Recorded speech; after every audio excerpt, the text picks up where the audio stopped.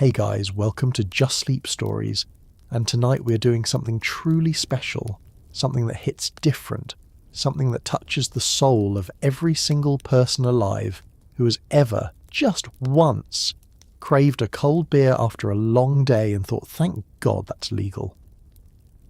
Because tonight we are talking about Prohibition, the 13 years America spent trying to outlaw alcohol, accidentally inventing organised crime, and collectively losing its mind in the most spectacular, bourbon-soaked, FBI-baffling way imaginable.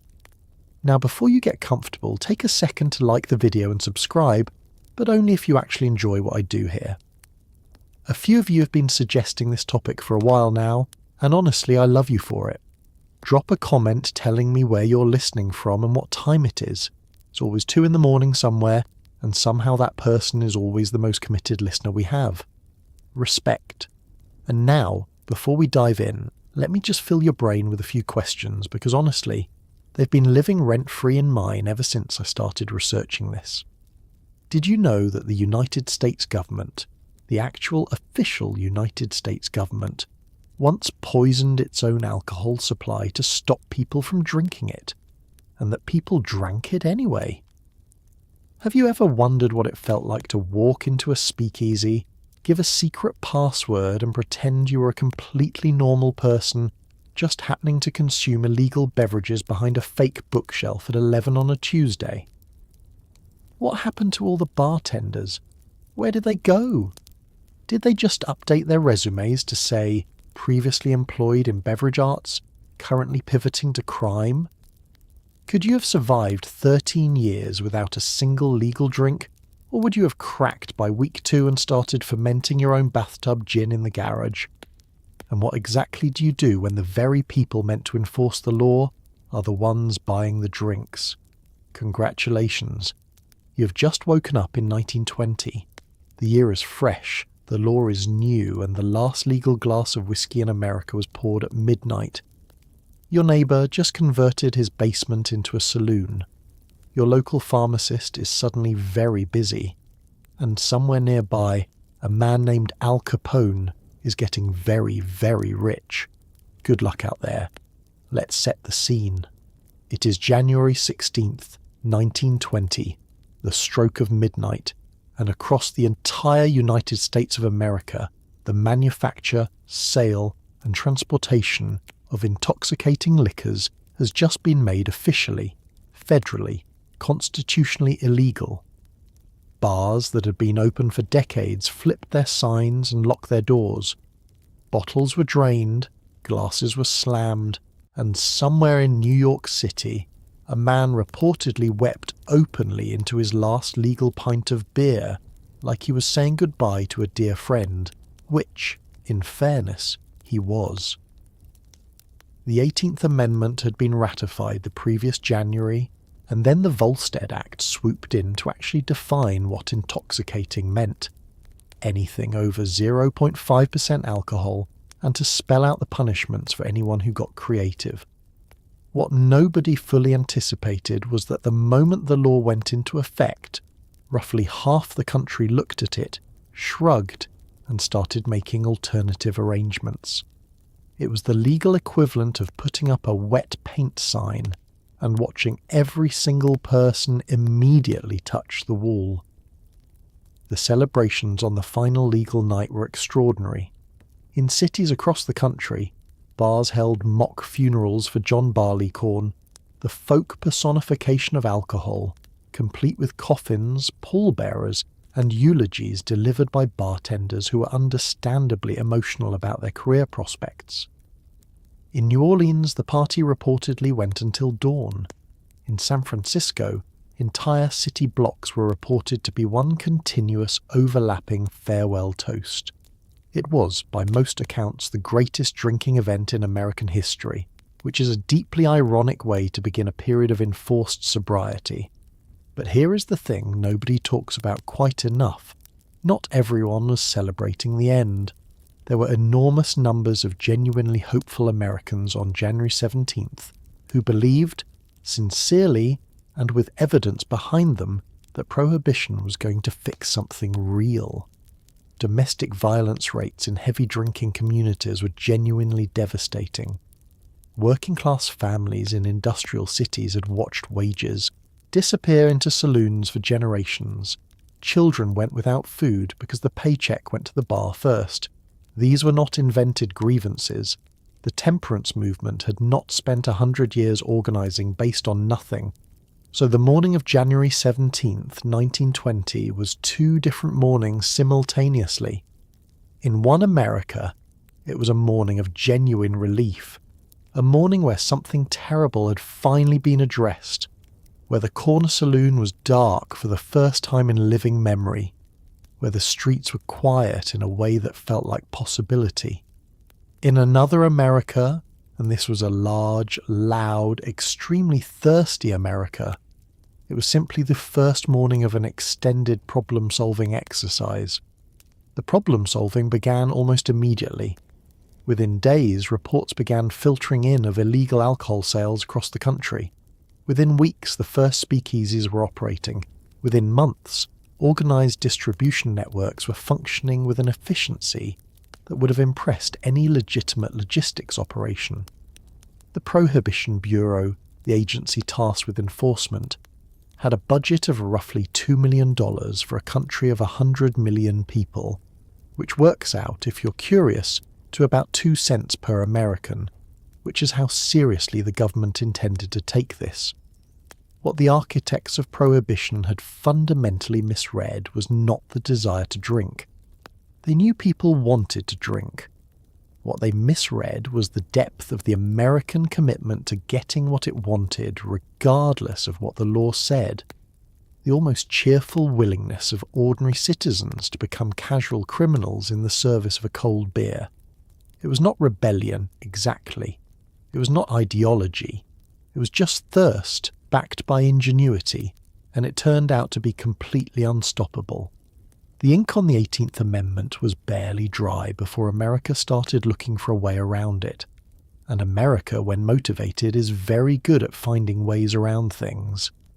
To understand how America managed to ban alcohol, you have to rewind about 100 years, because this wasn't a decision made in a week over a heated congressional lunch.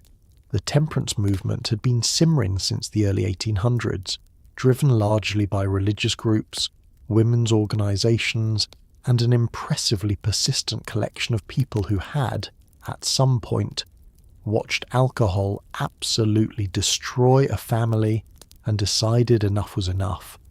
The Women's Christian Temperance Union, founded in 1874, was one of the most powerful advocacy organisations in American history, an army of determined women who marched into saloons, sang hymns, and sometimes simply stood there staring at the drinkers until the social discomfort became unbearable.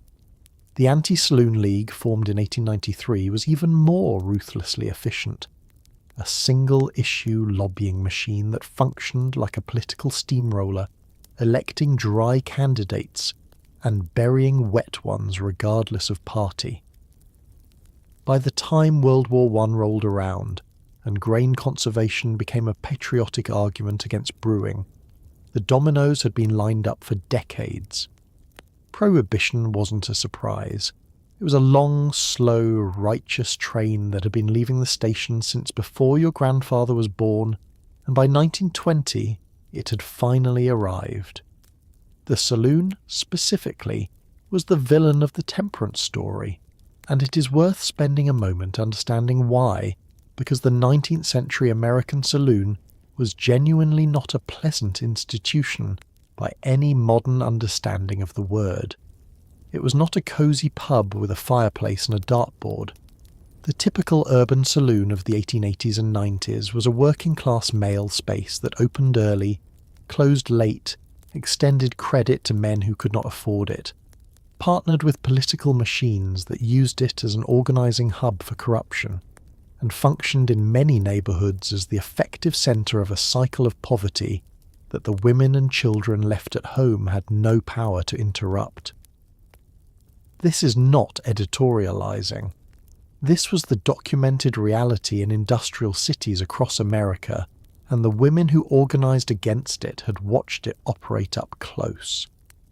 Carrie Nation became the most theatrical face of the movement, a 6-foot-tall woman from Kansas who walked into saloons carrying a hatchet and proceeded to demonstrate her feelings about the establishment in a direct and property-damaging way. She was arrested over 30 times. She called each arrest a badge of honour. She sold souvenir hatchets to fund her legal fees, which is genuinely one of the more creative revenue models in advocacy history. But she was the headline, not the strategy. The strategy was the Anti-Saloon League, which operated with a cold political intelligence that most modern lobbying organisations would respect. They did not try to convert drinkers. They did not argue with saloon owners. They simply identified every elected official at every level of government and worked to replace the wet ones with dry ones, one election at a time, for 30 years. World War I provided the final accelerant. Brewing was dominated by German-American families, Busch, Pabst, Schlitz, Miller, and in a country at war with Germany, the Anti-Saloon League did not miss the opportunity to frame the brewery as an enemy institution. Grain going into beer was grain not going into bread for soldiers. The argument was partly patriotic and partly opportunistic, and in the heated atmosphere of wartime America, it was devastatingly effective. By 1917, the political coalition was assembled. By 1919, the amendment was ratified. The Long March was over. Whether the destination was what the marchers imagined was a question that would take 13 years to answer. Almost immediately after the law took effect, a remarkable architectural transformation began sweeping American cities. Basements became bars. Barbershops developed mysterious back rooms. Laundromats doubled as cocktail lounges. Flower shops had cellars that smelled suspiciously more like whiskey than roses. These were the speakeasies, illegal drinking establishments that numbered, at their peak, somewhere in the tens of thousands across the country, with New York City alone estimated to have had over 30,000 at one point, which means there were more secret illegal bars than there had ever been legal ones. The name itself reportedly comes from the instruction given to patrons: speak easy, keep your voice down, don't let the neighbours hear you ordering a gin fizz. Entry required passwords, secret knocks, or simply knowing the right person.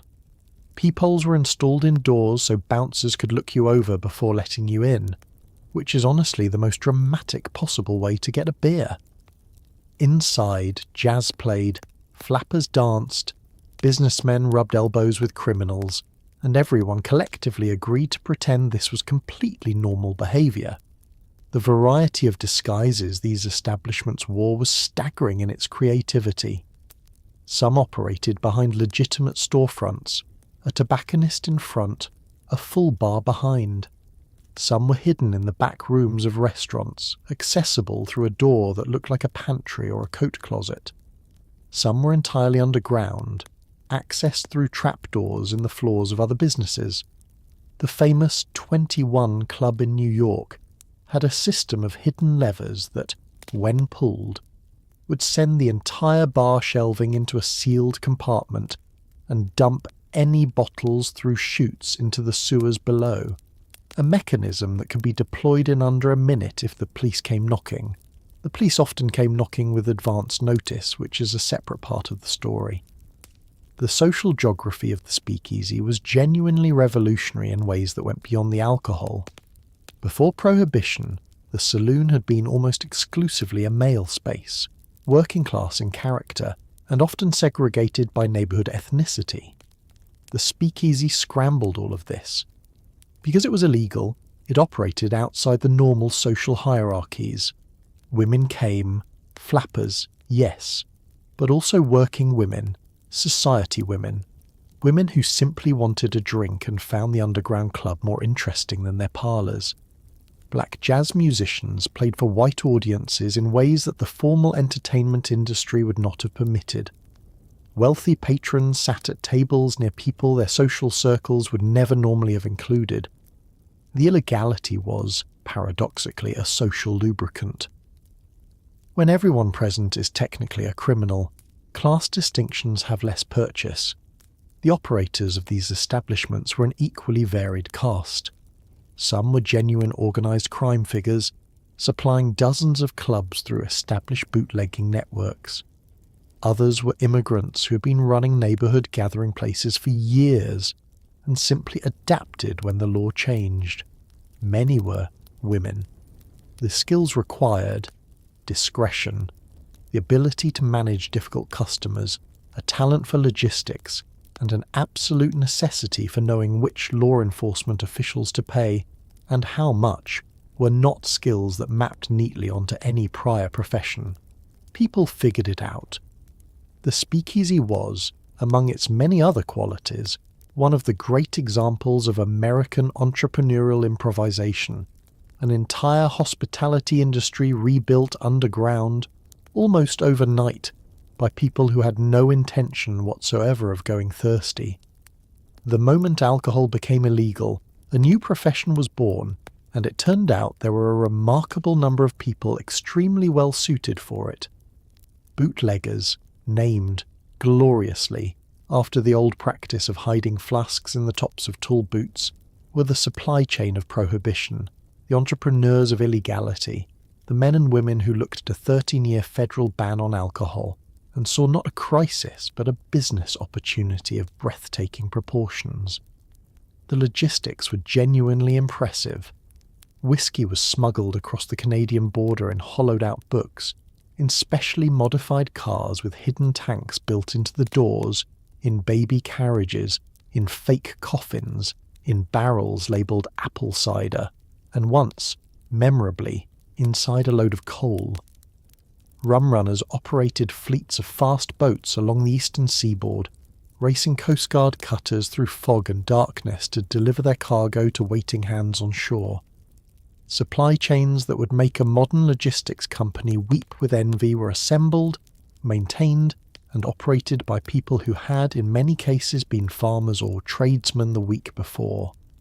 The automobile was the bootlegger's essential tool, and the bootlegger's relationship with the automobile produced some of the most creative mechanical engineering of the era. Cars were modified with hidden compartments in the doors, the seats, the floorboards, and beneath false trunks. Specially built vehicles carried tanks concealed within their frames that could hold hundreds of gallons of liquid while appearing from the outside to be an ordinary delivery truck. The drivers of these vehicles became skilled at routes, timing, and the particular art of looking boring, because the most dangerous thing a bootlegger's driver could do was attract attention. Normal-looking trucks, normal-looking routes, normal-looking everything. The shipment that got caught was the one that stood out. It is also worth noting that the bootlegging economy created one of the earliest versions of what we now call a gig economy. Around every major distribution operation was a constellation of loosely affiliated workers, lookouts who watched for police patrols, drivers who asked no questions in exchange for flat fees, warehouse workers who stored product and pretended not to know what it was, bar owners who bought from whichever supplier offered the best price that week. Very few of these people considered themselves criminals in any meaningful sense. They were people doing jobs that paid well, in an economy where well-paying jobs were not always easy to find, for a product that their neighbours wanted and were going to obtain regardless. The wholesale price differentials were extraordinary. A gallon of industrial alcohol that cost about 50 cents to produce could be redistilled, flavoured, and sold to a speakeasy for several dollars, which would then charge its customers several more dollars per drink. The markup at each stage of the supply chain was enormous, which is why so many people were willing to absorb the legal risk. The potential consequences, fines, prison, were, in a corruption-soaked enforcement environment, often theoretical. The potential profits were immediate and real. Basic economics, applied to illegal beverages, produced exactly the predictable result. If prohibition had a face, It was round, well-fed, expensively dressed, and wore a hat tilted at a very specific angle of confident menace. Al Capone is arguably the most famous criminal in American history, and he was almost entirely a product of Prohibition. Born in Brooklyn in 1899 to Italian immigrant parents, Capone was working as a small-time street tough before he was 20, got recruited by organized crime in New York, and then moved to Chicago in the early 1920s, just as Prohibition was making the illegal alcohol trade worth hundreds of millions of dollars a year. What followed was one of the most extraordinary criminal careers in history.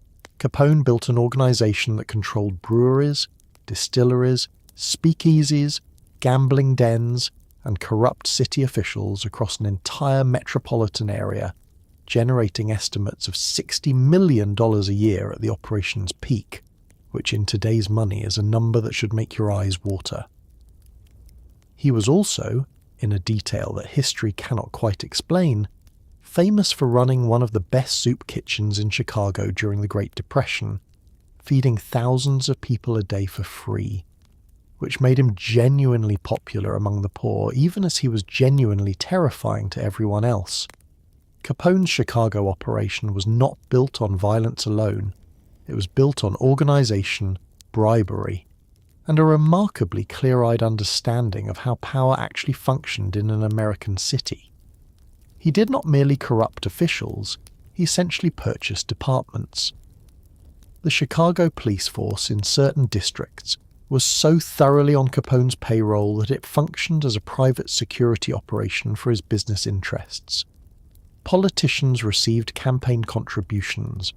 Judges received quieter expressions of gratitude. The violence, and there was considerable violence, was mostly reserved for rival organizations that refused to accept the terms Capone offered, which were essentially, work with us or work against us, but understand clearly what working against us means. The St. Valentine's Day Massacre of 1929 is the event most people associate with Capone, and it deserves its reputation as one of the most audacious acts of criminal violence in American history. 7 members of the Northside Gang, rivals of Capone's Southside organization, were lined up against a warehouse wall in Chicago and shot dead by men dressed as police officers. Capone was in Florida at the time, which he had arranged with some care. The massacre did what it was intended to do. It essentially ended organized resistance to Capone in Chicago, but it also did something unintended. It made Capone so famous and the public outrage so large that federal attention became inevitable. The soup kitchen is the detail that makes Capone genuinely strange to think about. During the Depression's worst winter, he funded a program that served 3 hot meals a day to unemployed Chicagoans at his personal expense, with no political or financial return on the investment. People lined up around the block. Some of them, while standing in that line, were probably drinking bootleg beer they had bought from one of his distribution networks. Chicago's relationship with Al Capone was never simple, and he understood that. He cultivated his public image with the instincts of a modern celebrity, giving press interviews, attending sporting events, sitting in visible seats at the opera. He wanted to be known. He thought being known would protect him. He was wrong about that, but it took a while to prove it. The law was one thing. Enforcing it was another problem entirely, and it turned out to be a problem of almost comedic proportions. The Volstead Act, named after Minnesota Congressman Andrew Volstead, a man who reportedly did not drink and reportedly was not very fun at parties, established the legal framework for prohibition enforcement, including fines and prison sentences for violations. What it did not do was provide anywhere near enough money, manpower, or frankly common sense to actually stop 20 million Americans from drinking. The Prohibition Bureau, the agency tasked with enforcement, was chronically underfunded, notoriously corrupt, and staffed in many areas by agents who were paid so little that accepting bribes from bootleggers wasn't so much a moral failing as it was basic financial planning. At its peak, there were fewer than 3,000 Prohibition agents to cover the entire continental United States, a country of nearly 100 million people, thousands of miles of coastline, and an underground economy worth billions. It was, to put it gently, an impossible assignment dressed up as a government job. The salary of a Prohibition agent in the early 1920s was roughly $1,500 a year. The bribe offered by a mid-sized bootlegging operation for a single month of cooperative blindness could exceed that figure. The mathematics of temptation were not complicated, and the people doing the arithmetic were not idiots. Turnover in the Bureau was extraordinary. Firings for corruption were routine.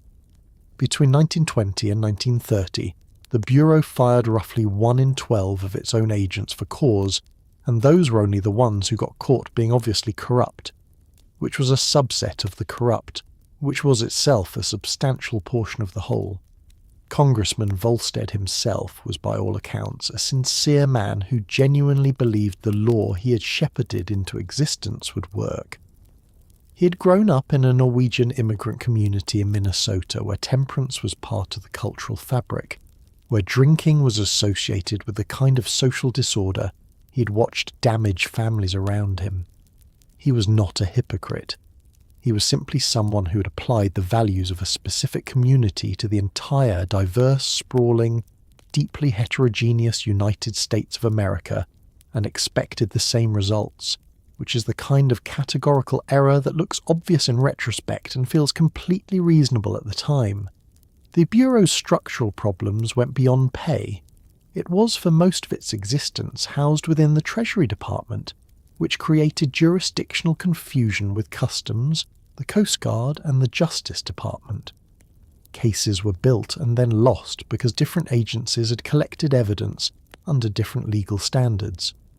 Prosecutions fell apart. Bootleggers hired excellent lawyers they could afford to, and those lawyers became skilled at finding the procedural cracks in cases assembled by underpaid, under-equipped agents. The legal system, built for normal crime volumes, was not designed to process the number of Prohibition cases that were theoretically possible if enforcement had been taken seriously, which meant that even the cases that survived a prosecution often resulted in fines rather than prison sentences, which bootleggers simply absorbed as a cost of doing business. Here is a thing that happened with remarkable regularity during Prohibition. A bootlegger would get arrested, go to court, and discover that the judge, the prosecutor, and several of the arresting officers had all been in his speakeasy the previous weekend. The corruption that Prohibition enabled was not merely widespread, it was structural, systematic, and frankly embarrassing at a national scale. Chicago's police department was so thoroughly soaked in bootleg money that the chief of police at one point reportedly had more money in his personal bank account than his entire career's salary could explain. City mayors in major urban centres across the country were on the payroll of organised crime. Federal judges were bribed. Customs officials looked the other way at the border. Coast Guard officers developed mysterious eye trouble when rum runners passed their patrols. This was not a few bad apples.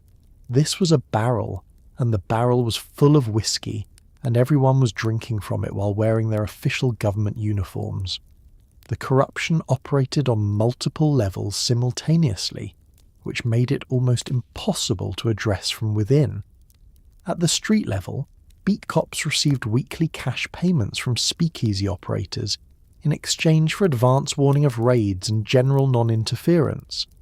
This was so normalized in cities like New York, Chicago, and Detroit that operators simply factored it into their operating budgets as a line item, call it a licensing fee paid to an unofficial licensing authority.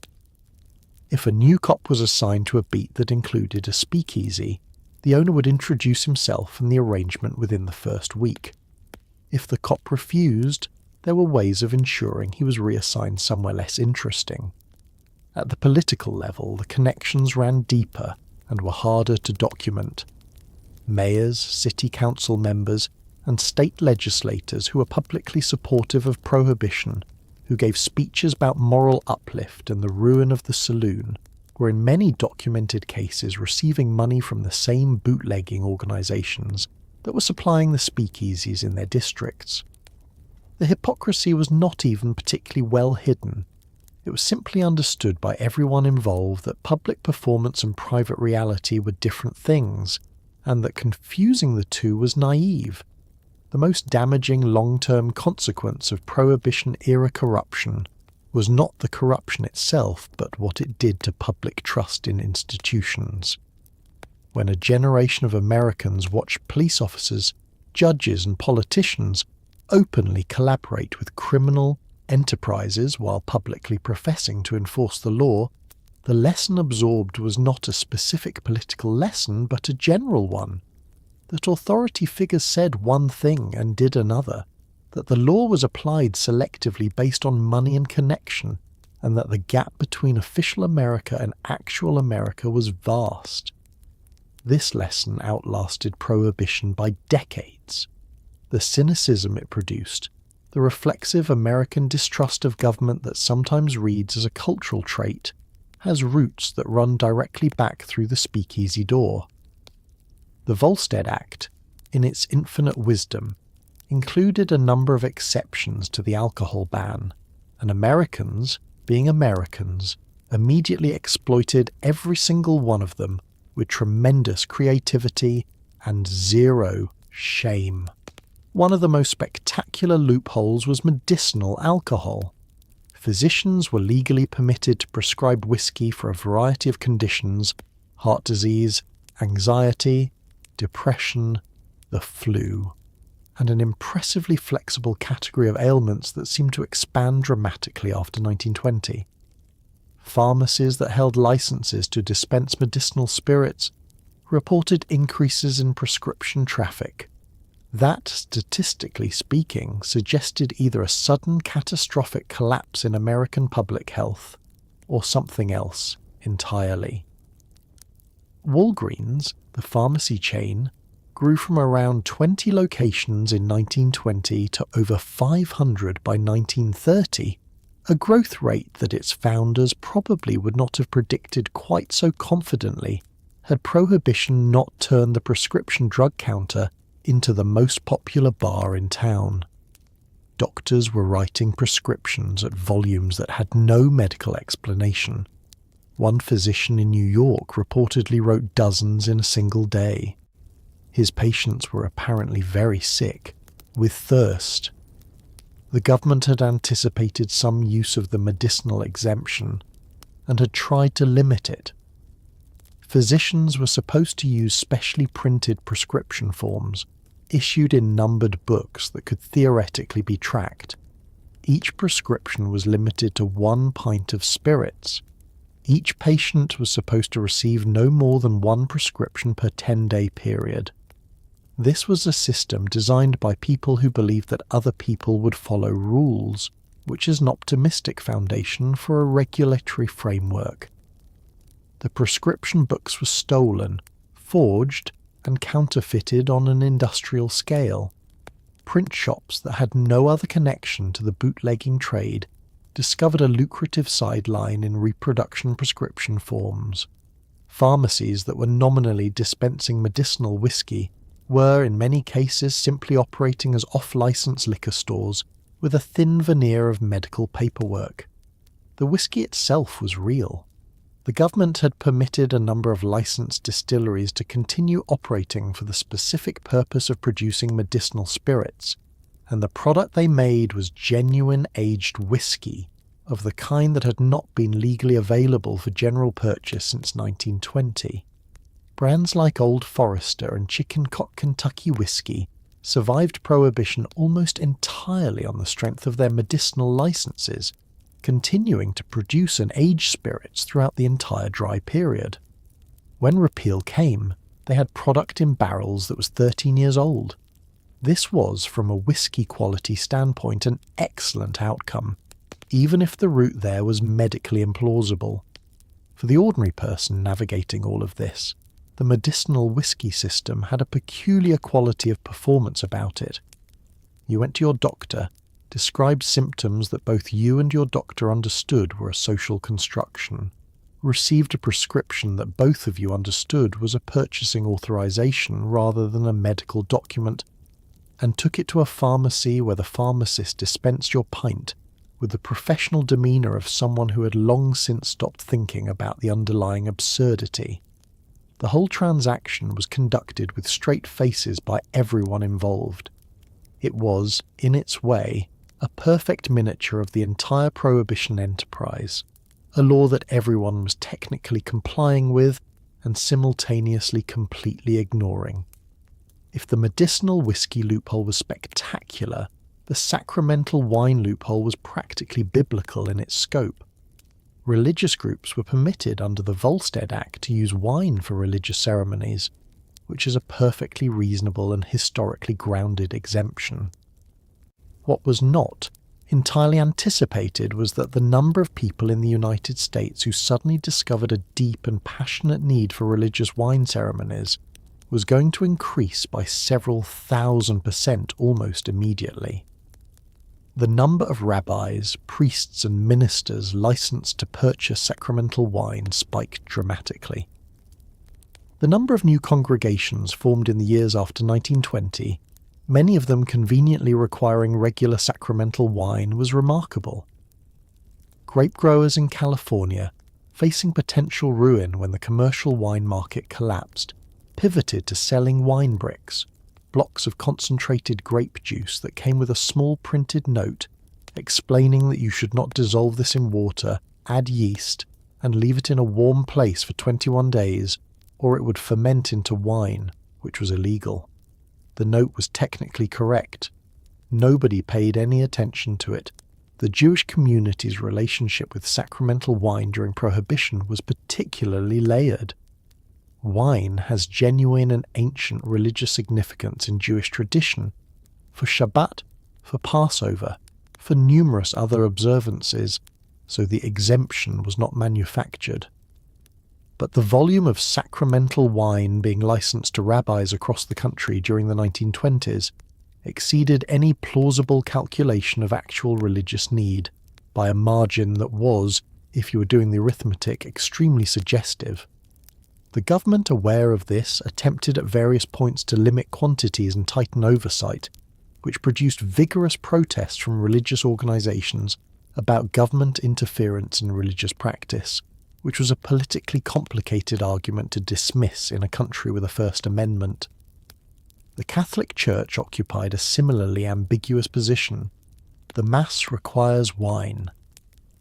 This is not negotiable theologically, and the Volstead Act's framers, many of whom were Protestant and had not thought deeply about Catholic sacramental requirements, had created an exemption that covered a significant portion of the American population without any real mechanism to prevent its expansion. The wine used for sacramental purposes was supposed to be genuinely unpalatable, not table wine, not something you would enjoy drinking. In practice, the distinction between sacramental and enjoyable was enforced entirely by the honor system, and the honor system did not always prevail. The wine brick was perhaps the most purely American artifact of the entire Prohibition era.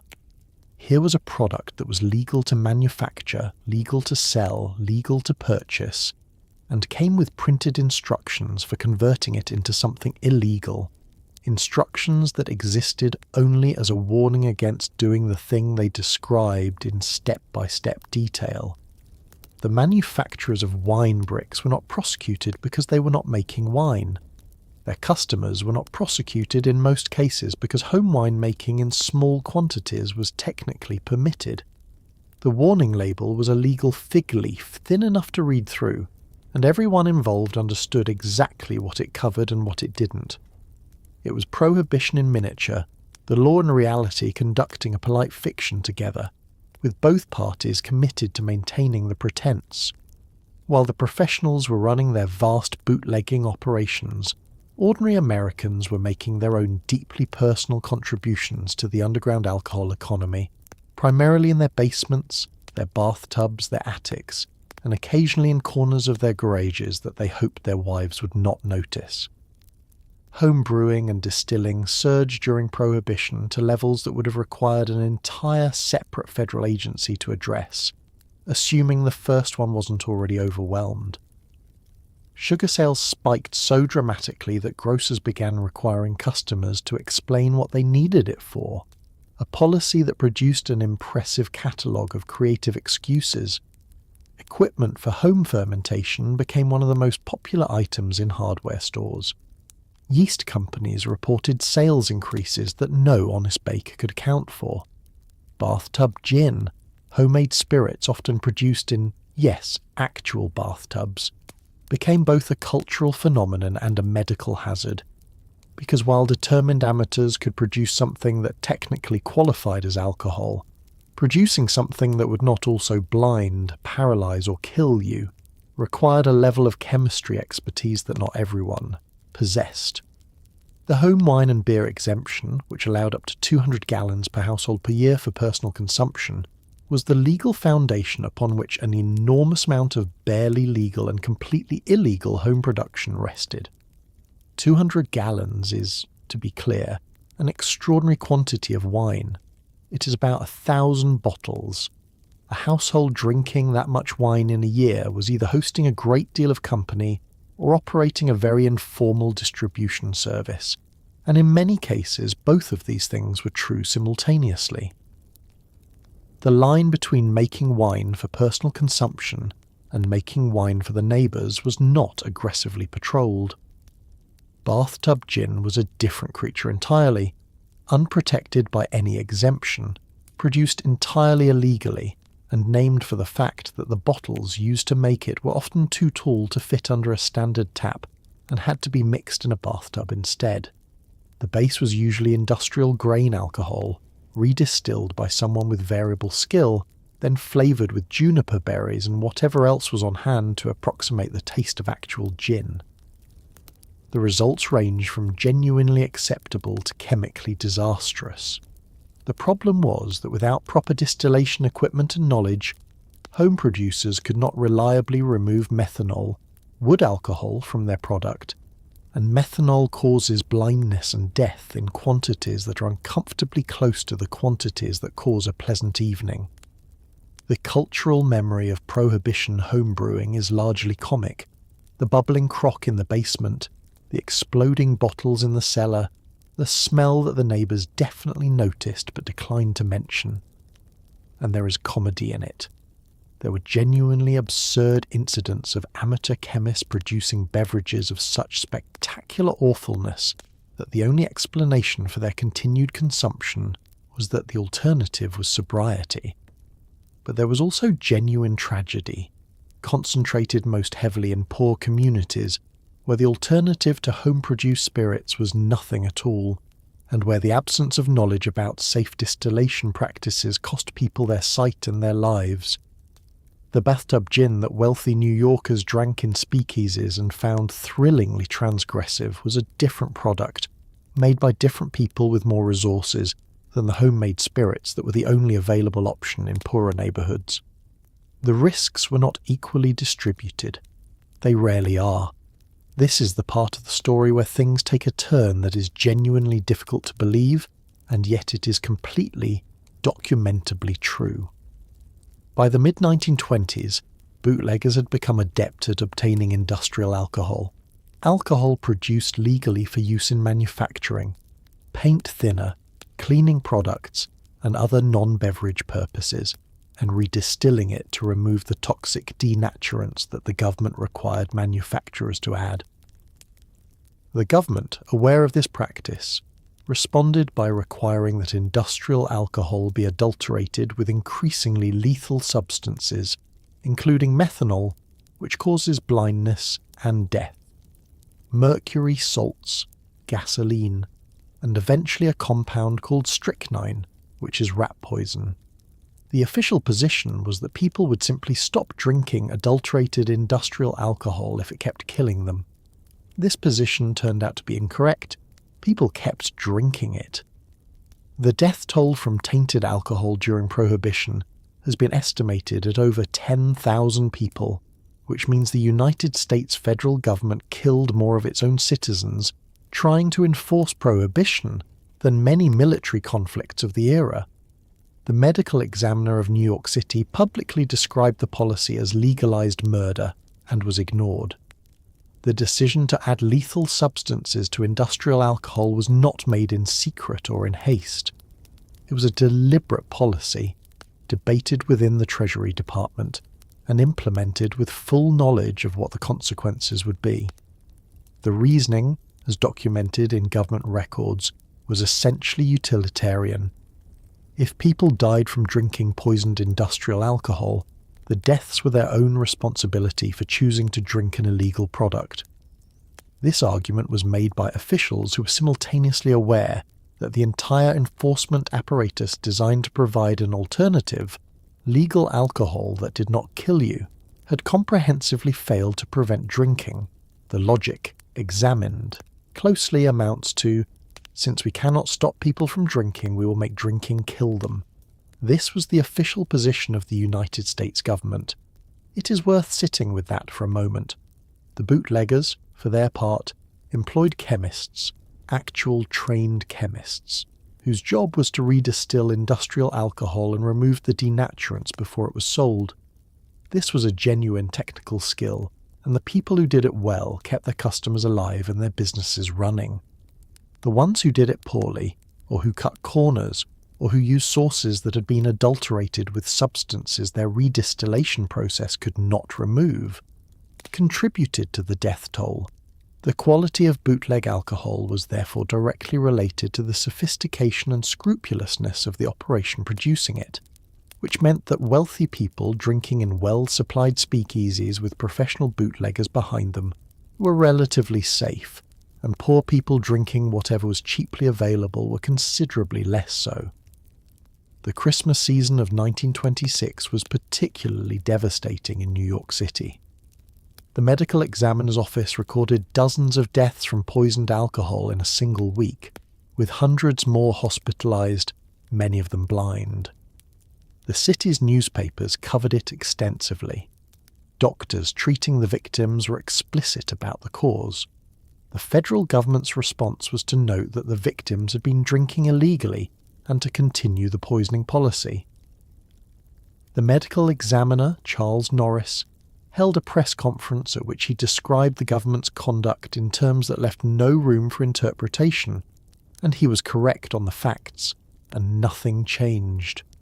The policy continued until Prohibition ended.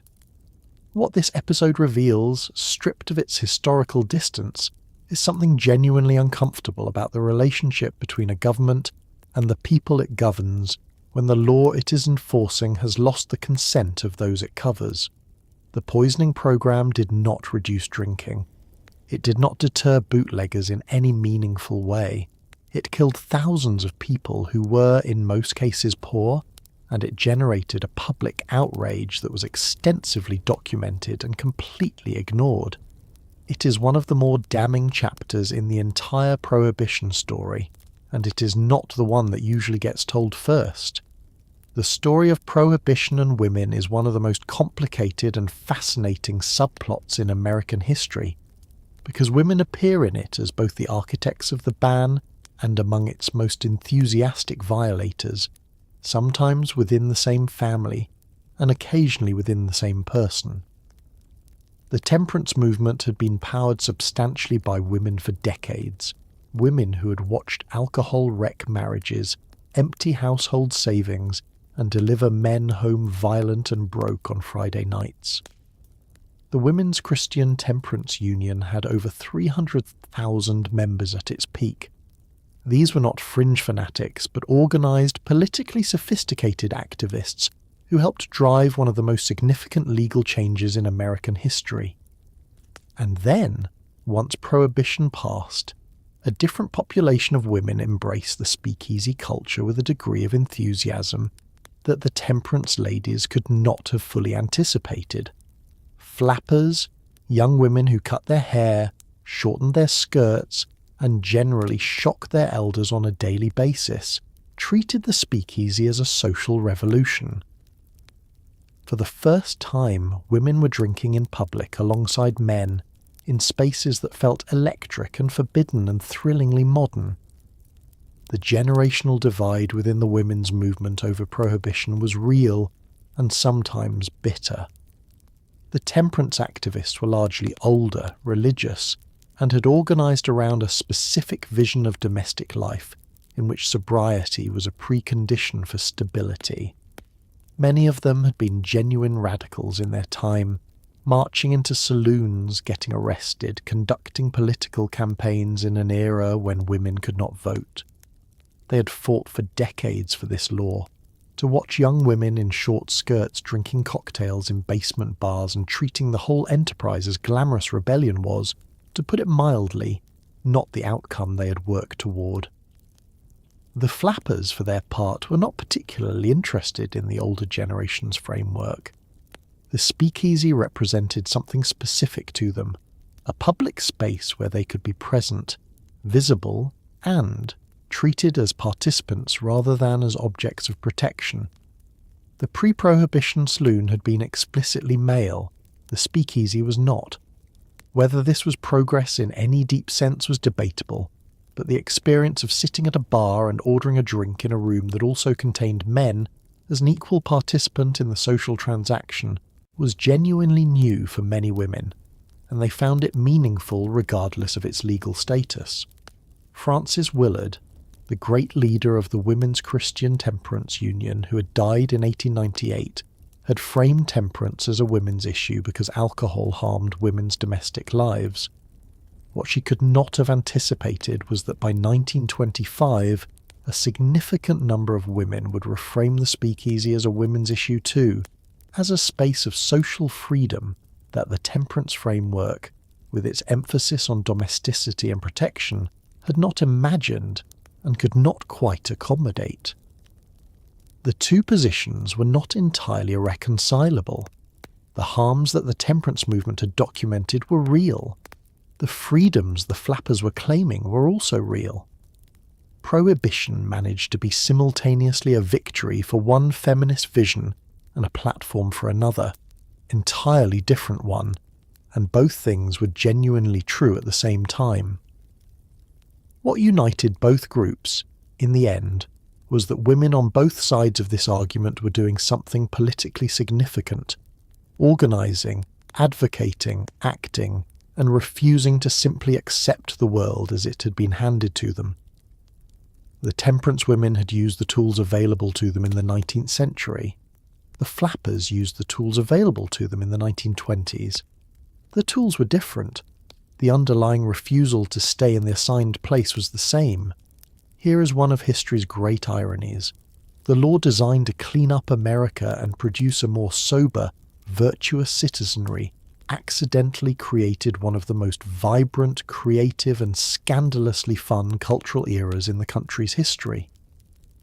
The 1920s roared, and Prohibition was a significant part of the engine.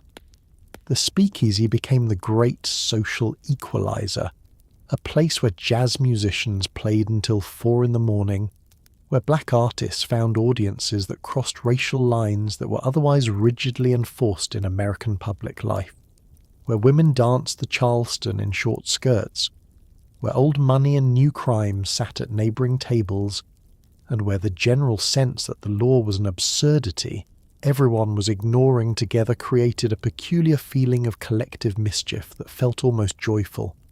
Jazz, born in New Orleans and carried north by the Great Migration, found its audience in the speakeasies of Chicago and New York, in basement clubs where the music was too loud to hear the street outside and the drinks were technically illegal and nobody cared.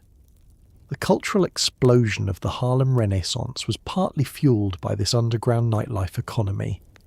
Louis Armstrong, Duke Ellington, Bessie Smith. These were the artists whose careers were built in the clubs and speakeasies of the Prohibition era, playing for audiences that would not have encountered their music in any other social context of the time. The formal entertainment industry of 1920 was rigidly segregated. The speakeasy was not, or at least was less so, because the economics of underground entertainment did not leave much room for the luxury of racial exclusion when a great band was available. This is not a simple story of racial harmony. The Harlem clubs that welcomed white audiences often did so on terms that were complicated and not always flattering. But it is a story of cultural contact that would not have happened otherwise, and it produced music that changed the world. The flapper is the other great cultural artifact of the era, and she is worth understanding on her own terms rather than simply as a costume.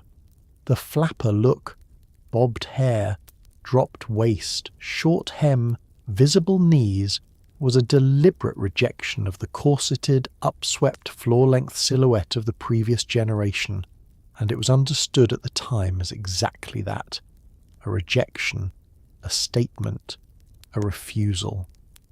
Young women who adopted the look in the early 1920s were not simply following fashion. They were making an argument about their bodies and who controlled them, conducted entirely in fabric and haircuts. The speakeasy was the natural social home for that argument, because it was a space that had been built outside the rules, and people who were already outside the rules in one way found it congenial. The literature of the era absorbed all of this and gave it back transformed. F. Scott Fitzgerald is the obvious reference point. The Great Gatsby is essentially a meditation on what Prohibition-era wealth and freedom and moral looseness actually felt like from the inside. But he was not alone. Ernest Hemingway wrote extensively about drinking, exile, and the particular quality of life lived in deliberate defiance of Prohibition-era America. The writers of the Lost Generation were, in many cases, literally lost to Europe, partly because Paris had bars and America technically did not. The cultural output of that exile, the novels and stories produced by American writers living abroad and drinking freely and thinking about what their country meant, is one of the stranger indirect products of the Volstead Act. Nobody planned it. Nobody could have. That is how culture usually works. Before the 18th Amendment made Prohibition a national experiment, it was already a local one, and the results were instructive, had anyone been paying attention. By the time the amendment passed in 1919, roughly 30 states had already enacted their own prohibition laws, meaning that millions of Americans had been living dry, or attempting to, for years. Kansas went dry in 1881. Mississippi would remain legally dry until 1966, well past the end of national prohibition, which is a commitment to a policy that had demonstrably failed that deserves some kind of historical acknowledgement.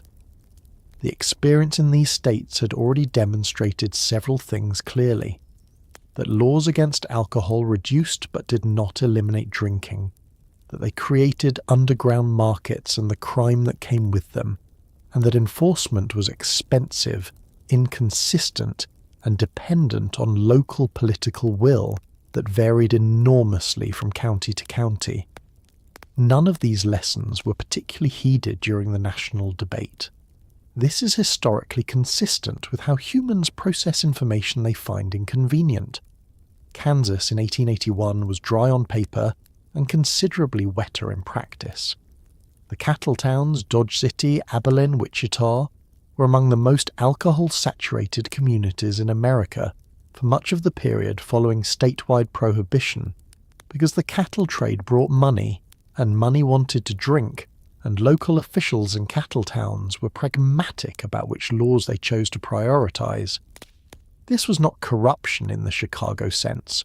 Nobody was being paid to look the other way by a sophisticated criminal organization.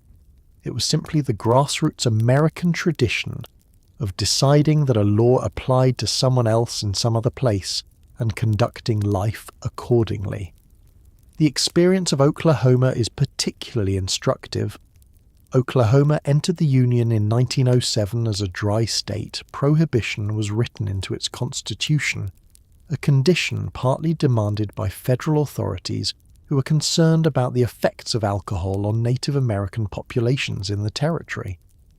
Oklahoma then spent the next 42 years as a dry state with a thriving illegal alcohol trade, a network of bootleggers of remarkable sophistication, and a political establishment that was publicly committed to temperance and privately dependent on the revenue that illegal alcohol generated in the form of bribes and under-the-table arrangements. Oklahoma did not go legally wet until 1959. The bootleggers did not disappear in 1959.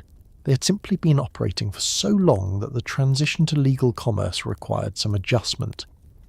What the pre-prohibition state experiments demonstrated, had the national debate engaged with them honestly, was that the relationship between a law and the behaviour it is trying to regulate is complicated by culture, economics, and the fundamental stubbornness of human desire.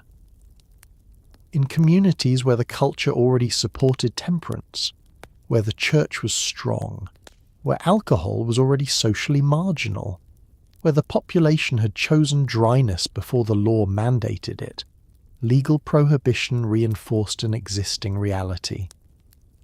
In communities where the culture did not support temperance, the law simply created a business opportunity for whoever was willing to supply what the community wanted. This was not a surprising finding. It was the consistent finding of every state-level prohibition experiment. It was ignored. Canada, which did not ban alcohol nationally, and in fact had provinces that remained quite enthusiastically wet throughout the entire American Prohibition period, occupies a special place in this story as the friendly northern neighbour who spent 13 years essentially operating a drive-through window for American bootleggers. The Detroit River, which separates Michigan from Ontario at its narrowest point by less than a mile, became one of the busiest smuggling corridors in history. Small boats crossed in darkness carrying cases of Canadian whiskey. In winter, when the river froze, horse-drawn sleds crossed on the ice. Tunnels were reportedly dug beneath the river. One newspaper estimated that at the peak of Detroit's rum-running trade, 75% of Canada's liquor exports were going into the United States, a statistic that Canada's distillers found extremely profitable and declined to comment on publicly. Seagram's, Hiram Walker, and other Canadian distillers expanded dramatically during Prohibition, building capacity specifically to serve a market that was technically illegal but practically enormous.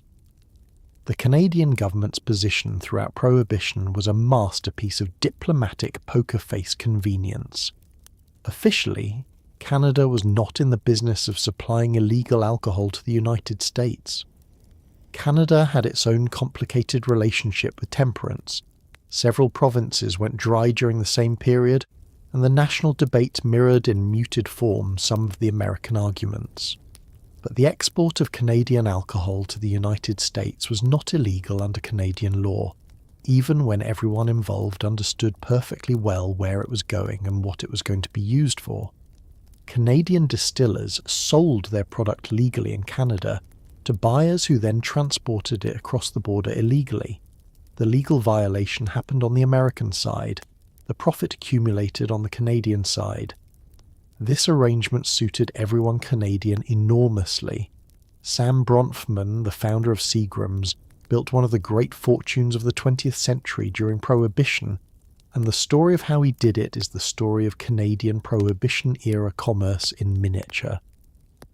Bronfman's family had been in the hotel and liquor business in Saskatchewan, and when Canadian prairie provinces went dry in the late 19-teens, he pivoted to mail-order liquor sales, then to operating what he called boozoriums, establishments just outside dry province boundaries where customers could purchase and consume legally. When American Prohibition created a vast new export market, Seagram's was positioned to supply it.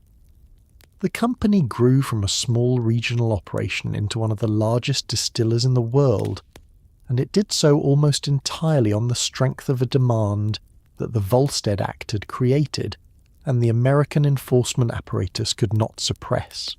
The Detroit River crossing was the most concentrated example of Canadian border traffic, but the entire 4,000-mile border was active. In Vermont, Quebec whiskey flowed south through forests and farm roads. In Washington state, British Columbia beer crossed through orchards and rural highways. The border was simply too long, too remote in too many places, and too thoroughly monitored by officials who were sometimes on the receiving end of the traffic they were meant to stop. The customs agents stationed at border crossings were paid on the same general salary scale as Prohibition Bureau agents, which means the mathematics of bribery were equally straightforward on the northern frontier.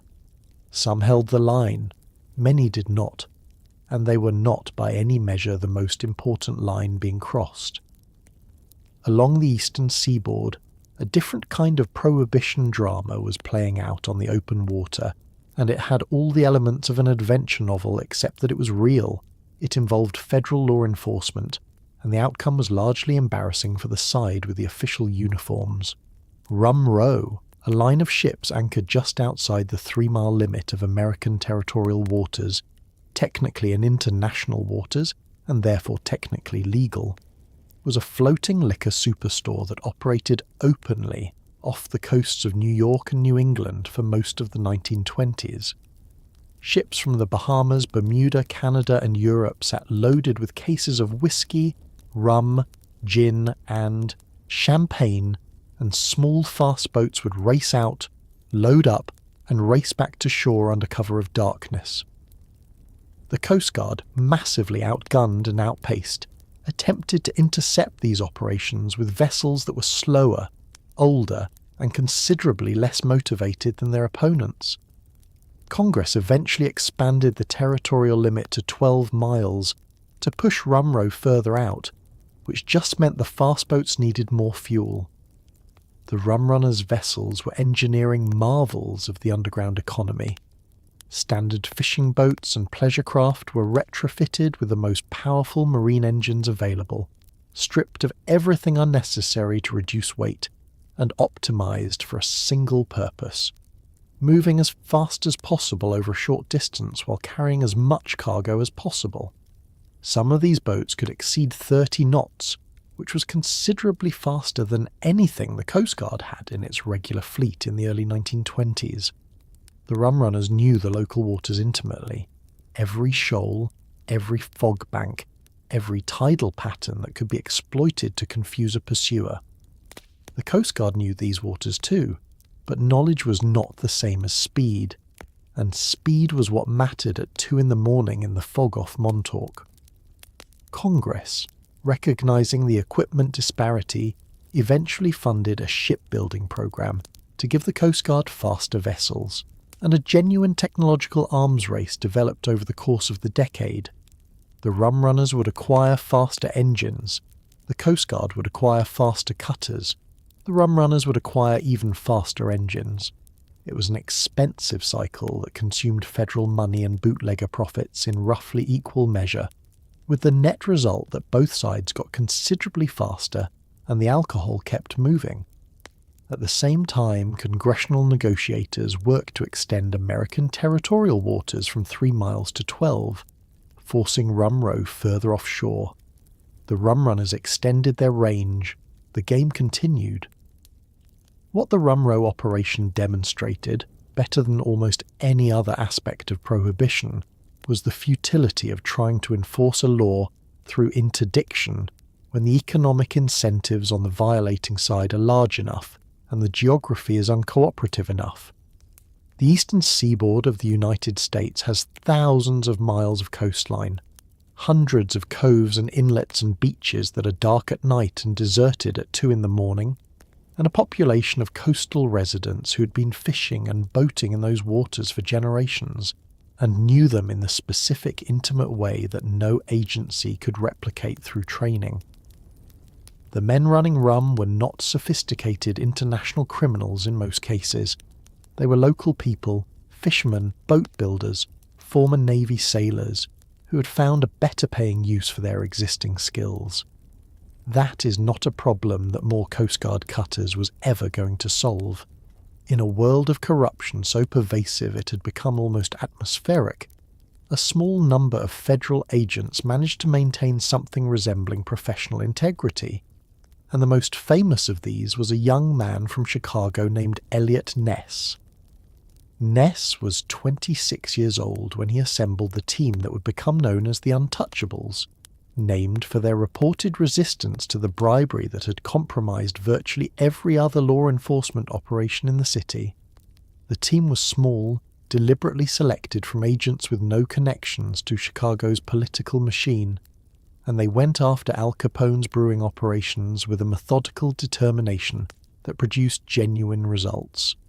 In roughly 18 months, they raided distilleries and breweries worth millions of dollars and generated the kind of press coverage that made Capone's operation look, for the first time, slightly vulnerable. What they did not do ultimately was bring Capone down. That was left to tax investigators, and the headline-making story of the Untouchables was partly a public relations operation designed to show that someone in the federal government was at least trying. Ness's selection process for his team was rigorous in a way that was unusual for the era. He reviewed the financial records of potential agents, looking for signs of unexplained income. He investigated family connections to Chicago's political networks. He looked for men who were new to the city, who had no established relationships with the people they would be investigating, and who had nothing in their backgrounds that could be used as leverage against them. This was, in a deeply corrupt environment, a revolutionary approach to personnel selection. The idea that you could build a trustworthy team by specifically excluding the people who could be bought. 9 men survived the process. They were a varied group: former accountants, former athletes, a wiretapping expert, and they were, by all accounts, genuinely incorruptible, which in Chicago in 1930 was a statistical oddity approaching the miraculous. Their methods were direct and physical. They raided breweries personally, arriving in force before any tip-off could be made, smashing equipment worth hundreds of thousands of dollars and hauling away evidence. They developed sources inside Capone's organization, not through bribery, since they were not in the business of bribery, but through the patient cultivation of people who had their own grievances against the organization. They wiretapped, they surveilled, they documented, they generated a running public record of Capone's operations through the press, giving reporters enough information for stories that kept the pressure on while protecting their sources. Ness understood, intuitively, the importance of the press in a city where official channels could not be trusted. If you could not prosecute through a corrupt system, you could at least embarrass the system publicly enough that something had to be done. The tragedy of the Untouchable story, if it can be called that, is the disproportion between the effort and the outcome. 9 men working for 18 months under genuine personal risk in a city where corruption was institutional generated millions of dollars in damage to Capone's brewing operations and tremendous public attention. And Capone was ultimately brought down not by anything they did, but by accountants who had been quietly working a tax case for years. Ness attended the trial. He was not the reason Capone was convicted. This is not a criticism of Ness. The tax case required the environment he helped create, the public pressure that made prosecution politically necessary. But the disproportion is instructive. Genuine integrity and heroic effort, operating within a broken system, could harass a criminal enterprise. They could not dismantle it. Dismantling it required the system itself to function, and getting the system to function required something that raids and press coverage could not provide: the will of the institution, rather than the courage of a few individuals within it. The story of how Al Capone was ultimately imprisoned is one of the more quietly satisfying in American legal history, because it required not a single dramatic raid, not a single shootout, and not any of the theatrical law enforcement that newspapers had been covering for years. It required accountants. The Internal Revenue Service had been quietly building a case against Capone based on tax evasion, the theory being that if you could prove someone spent and received enormous sums of money and never paid taxes on any of it, that was a federal crime regardless of where the money came from. Capone had made a critical error common to criminals of his era. He had not paid taxes because he had assumed, not unreasonably given the corruption around him, that he was untouchable. IRS agents spent years tracing his expenditures, documenting his cash flow, identifying the properties and businesses and lavish hotel suites paid for in money that had never been reported to the government.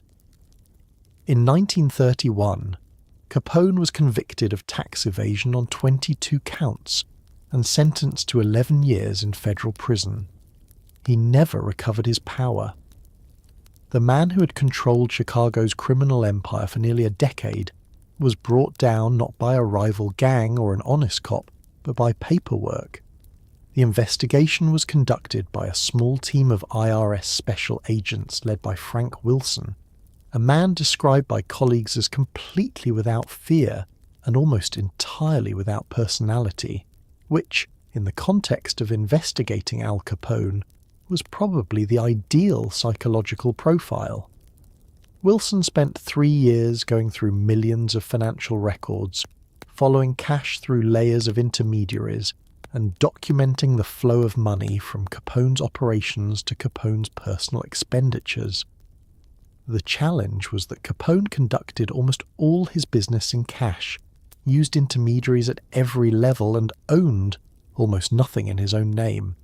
Proving that money was his required constructing a chain of inference that a jury would accept, which meant finding witnesses who could testify to the financial transactions.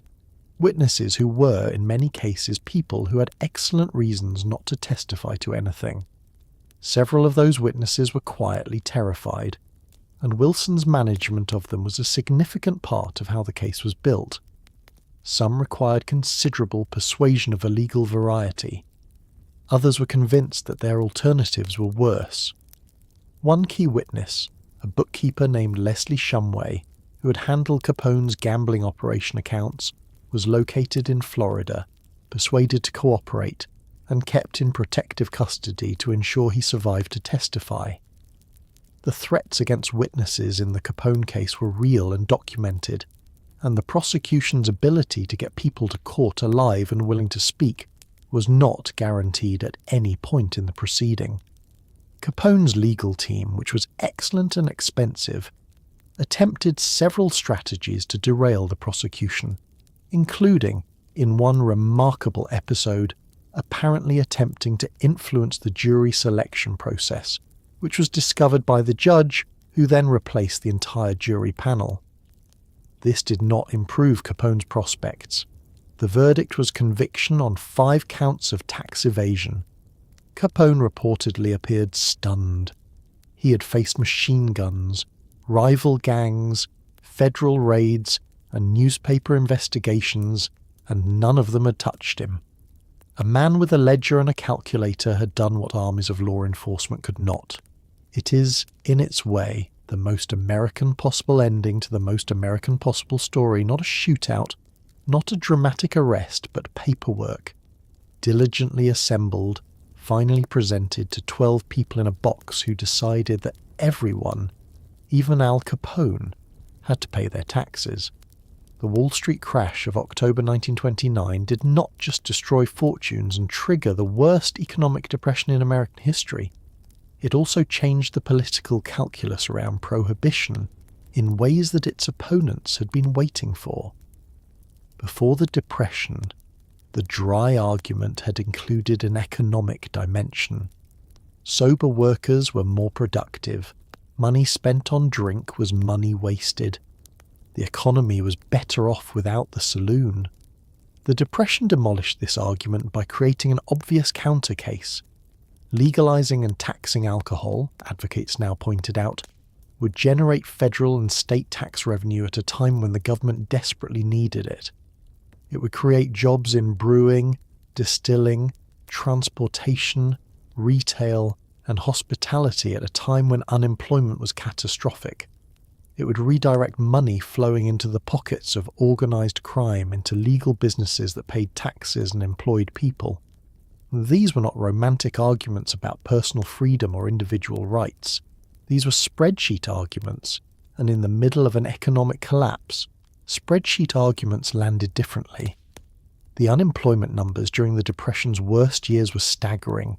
At the peak, roughly 1 in 4 American workers had no job. In industrial cities, the number was higher. Entire industries had collapsed. Tax revenues at every level of government had fallen so dramatically that basic services were being cut. Cities were going broke. States were going broke. The federal government was running deficits that would have been unimaginable a decade earlier. Into this environment, the argument that legal alcohol could generate hundreds of millions of dollars in annual tax revenue was not an abstraction. It was a lifeline, and it was being offered by people who had previously been arguing against prohibition on principled grounds, and were now arguing against it on economic ones, which made for a considerably broader coalition. The Association Against the Prohibition Amendment, which had been operating since the early 1920s, was funded substantially by wealthy industrialists, John D. Rockefeller Jr., the DuPont family and others, who had originally supported prohibition and changed their minds. Their reasons were a mixture of genuine principle and self-interest. They had come to believe that prohibition had failed to produce the sober, productive workforce it had promised, and had instead produced organised crime, corruption, and a general contempt for law that they found more socially destabilising than alcohol had been. They also noted, with the clarity of people who paid substantial income taxes, that if alcohol were legal and taxed, the income tax rates that had been raised to compensate for lost liquor tax revenue might come down. This was not purely altruistic reasoning. It was, however, politically effective. Franklin Roosevelt ran for president in 1932 on a platform that included repeal of prohibition, which required some political courage given that the dry lobby was still organised and still vocal. His victory by a landslide, carrying states that had been reliably dry for years, was the clearest possible signal of where public opinion had arrived. The economic argument had done what a decade of principled opposition had not. It had made prohibition politically untenable even in its former strongholds, because the communities that had most firmly supported the law were often the ones most devastated by the Depression, and devastation has a clarifying effect on abstract commitments. On December 5th, 1933, the 21st Amendment to the United States Constitution was ratified, becoming the only constitutional amendment in American history to repeal another constitutional amendment, and specifically repealing the 18th. At 5:32 in the afternoon, Utah became the 36th state to ratify, providing the 3/4 majority required, and prohibition was legally over. The celebrations that followed were, by all accounts, considerably more restrained than the apocalyptic wet chaos that prohibition's original supporters had predicted would occur the moment alcohol was legal again, not because Americans weren't relieved and happy, but because 13 years of underground drinking had produced a population that was, if anything, more experienced and less easily impressed by a legal beer. President Franklin Roosevelt, who had campaigned partly on repeal and who reportedly enjoyed a martini, was said to have remarked upon signing the proclamation that this was a good moment for a drink, which is the most relatable thing any president has ever said. The ratification process itself moved with unusual speed for a constitutional amendment, reflecting the depth of the political consensus that had developed. The 21st Amendment was proposed in February of 1933, and ratified by the required number of states by December of the same year, less than 10 months from proposal to ratification. This was remarkable in constitutional terms. The 18th Amendment had taken 13 months to ratify after Congress passed it, and it had been building political momentum for decades. The 21st moved faster, driven by the Depression's economic urgency and the simple accumulated exhaustion of a country that had spent 13 years pretending not to do something it had been doing constantly. The practical transition back to legality was not seamless. Many states retained their own prohibition laws even after federal repeal, meaning that repeal made alcohol legal in the country, but not necessarily in your state, and definitely not necessarily in your county. Mississippi, as mentioned, would not go legally wet until 1966. Hundreds of dry counties across the South and Midwest remained dry by local option for decades after repeal, some of them to this day. The liquor business that re-emerged after repeal was also heavily regulated in ways that alcohol had not been regulated before Prohibition, with state licensing systems, controlled distribution networks, and blue laws restricting hours and days of sale that varied wildly from state to state, and reflected the ongoing political power of temperance constituencies even in defeat. The brewing and distilling industries faced the challenge of rebuilding from essentially nothing. Many of the pre-Prohibition breweries had been demolished, their equipment sold for scrap, their workers dispersed. The ones that had survived by making near beer, a legal low-alcohol product that nobody much wanted, had to retool rapidly. Anheuser-Busch, which had spent Prohibition making yeast, refrigerator units, and a corn syrup product, pivoted back to beer with the efficiency of a company that had been waiting for this moment for 13 years. The distilled spirits industry faced the additional challenge that good whiskey requires years of aging, and the legal stocks of aged whiskey were limited. The solution was a combination of importing Scotch and Canadian whiskey, releasing young domestic whiskey that was technically legal but not particularly distinguished, and waiting, as they always had to, for time to do its work in the barrels. Repeal was the end of Prohibition. It was not quite yet the beginning of everything that had existed before it. Some things, once broken, take time to reassemble, and the American drinking culture that emerged from the other end of repeal was a different creature than the one that had gone in. Here is the thing about Prohibition that its architects never fully considered. The organisations it built did not dissolve when the law was repealed. Al Capone was in prison by the time repeal came, but the infrastructure his organisation and others like it had assembled, the bribery networks, the enforcement mechanisms, the political connections, the distribution systems, the lawyers and accountants who knew how to move money quietly, that infrastructure was still standing. Organised crime simply pivoted. The same networks that had distributed illegal alcohol shifted to gambling, labour racketeering, narcotics, and a variety of other enterprises that proved equally profitable and considerably harder to repeal by constitutional amendment.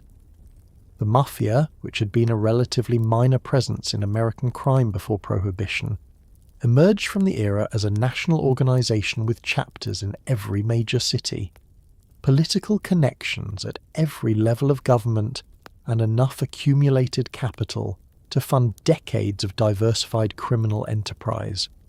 Prohibition did not create organised crime in America, but it absolutely turbocharged it, and the country spent the next several decades dealing with the consequences. The consolidation of organised crime during Prohibition was not accidental. It was the product of a specific business environment, one in which the product being sold was illegal. The penalties for getting caught were real, and the profits were large enough to justify the investment in protection, enforcement, and expansion.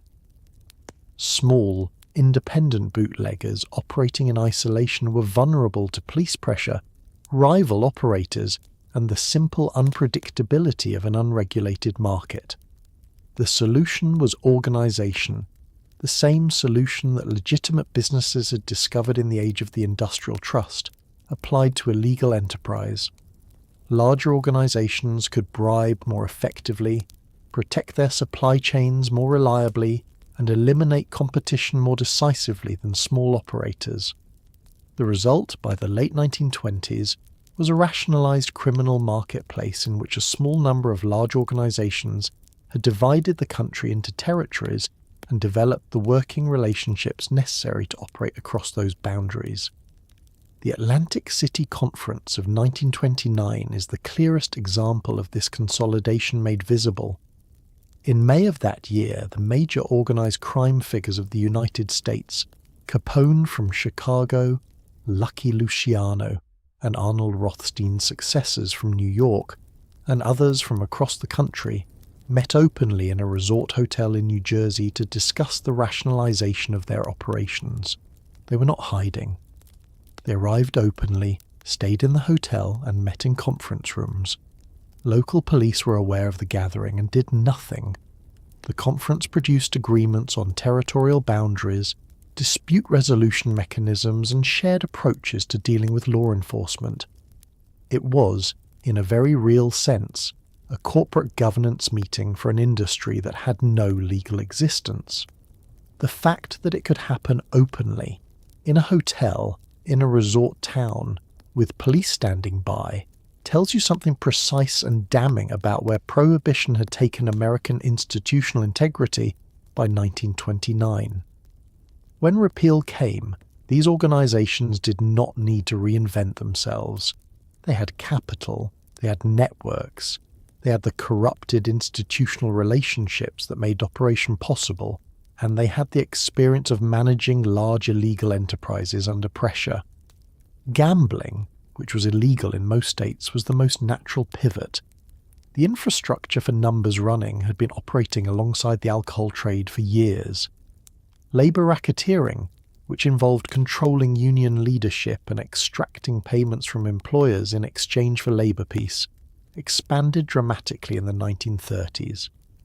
Narcotics, which had been a secondary concern, during Prohibition grew significantly after repeal as organisations looked for new high-margin products. The criminal organisations that Prohibition built were, in the most depressing possible sense, too big and too well established to fail.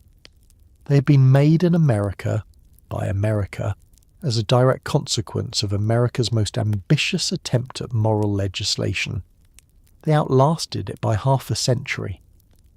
One of the more unexpected consequences of Prohibition was what it did to California's wine country, and the answer is, in a deeply paradoxical way, it saved it. Before Prohibition, California's wine industry was modest, regionally oriented, and not particularly celebrated. When Prohibition passed, commercial winemaking for beverage purposes collapsed, but then the sacramental wine exemption and the home winemaking loophole created demand for wine grapes that was, if anything, larger than the pre-Prohibition commercial market had been. Home winemaking was technically permitted in quantities up to 200 gallons per household per year, an exemption originally intended to allow immigrant families to make small amounts of traditional table wine, but which in practice meant that an enormous amount of wine grapes was needed legally to serve a market of home producers. California's grape growers, faced with the potential destruction of their industry, pivoted to producing thick-skinned grape varieties that would survive shipping to home winemakers across the country. They planted more vines, not fewer. By the time Prohibition ended, California's wine grape acreage was larger than it had been in 1920, and the industry was positioned to expand dramatically into the legal market. The specific varieties that California growers planted during Prohibition were chosen almost entirely for shipping durability rather than wine quality, which had consequences that lasted for decades. Alicante Bouschet, a deeply coloured, thick-skinned grape that made mediocre wine but travelled beautifully, became one of the most widely planted varieties in California during the 1920s. Consumers buying grapes for home winemaking cared about getting the grapes intact, and were willing to accept whatever flavour resulted, which meant that quality was simply not the market's priority for 13 years. This was fine for the growers, who were selling grapes by the ton and getting paid regardless of what the wine tasted like. It was less fine for the long-term quality trajectory of California wine, which arrived at repeal with an enormous quantity of productive vineyard acreage planted with varieties that were not well suited to making distinguished wine. The railroads were essential to the whole operation. Wine grapes grown in Napa and Sonoma could be loaded onto refrigerated rail cars and shipped to home winemakers in New York, Chicago and Boston within days, a logistics capability that had been built for the legitimate fresh produce trade and was now serving the amateur winemaking market with the same efficiency. At the peak of the home winemaking boom in the mid-1920s, California was shipping millions of pounds of wine grapes east every harvest season. The scale of this operation was visible to anyone paying attention. Federal agricultural statistics tracked grape shipments. Nobody pretended not to understand what the grapes were for.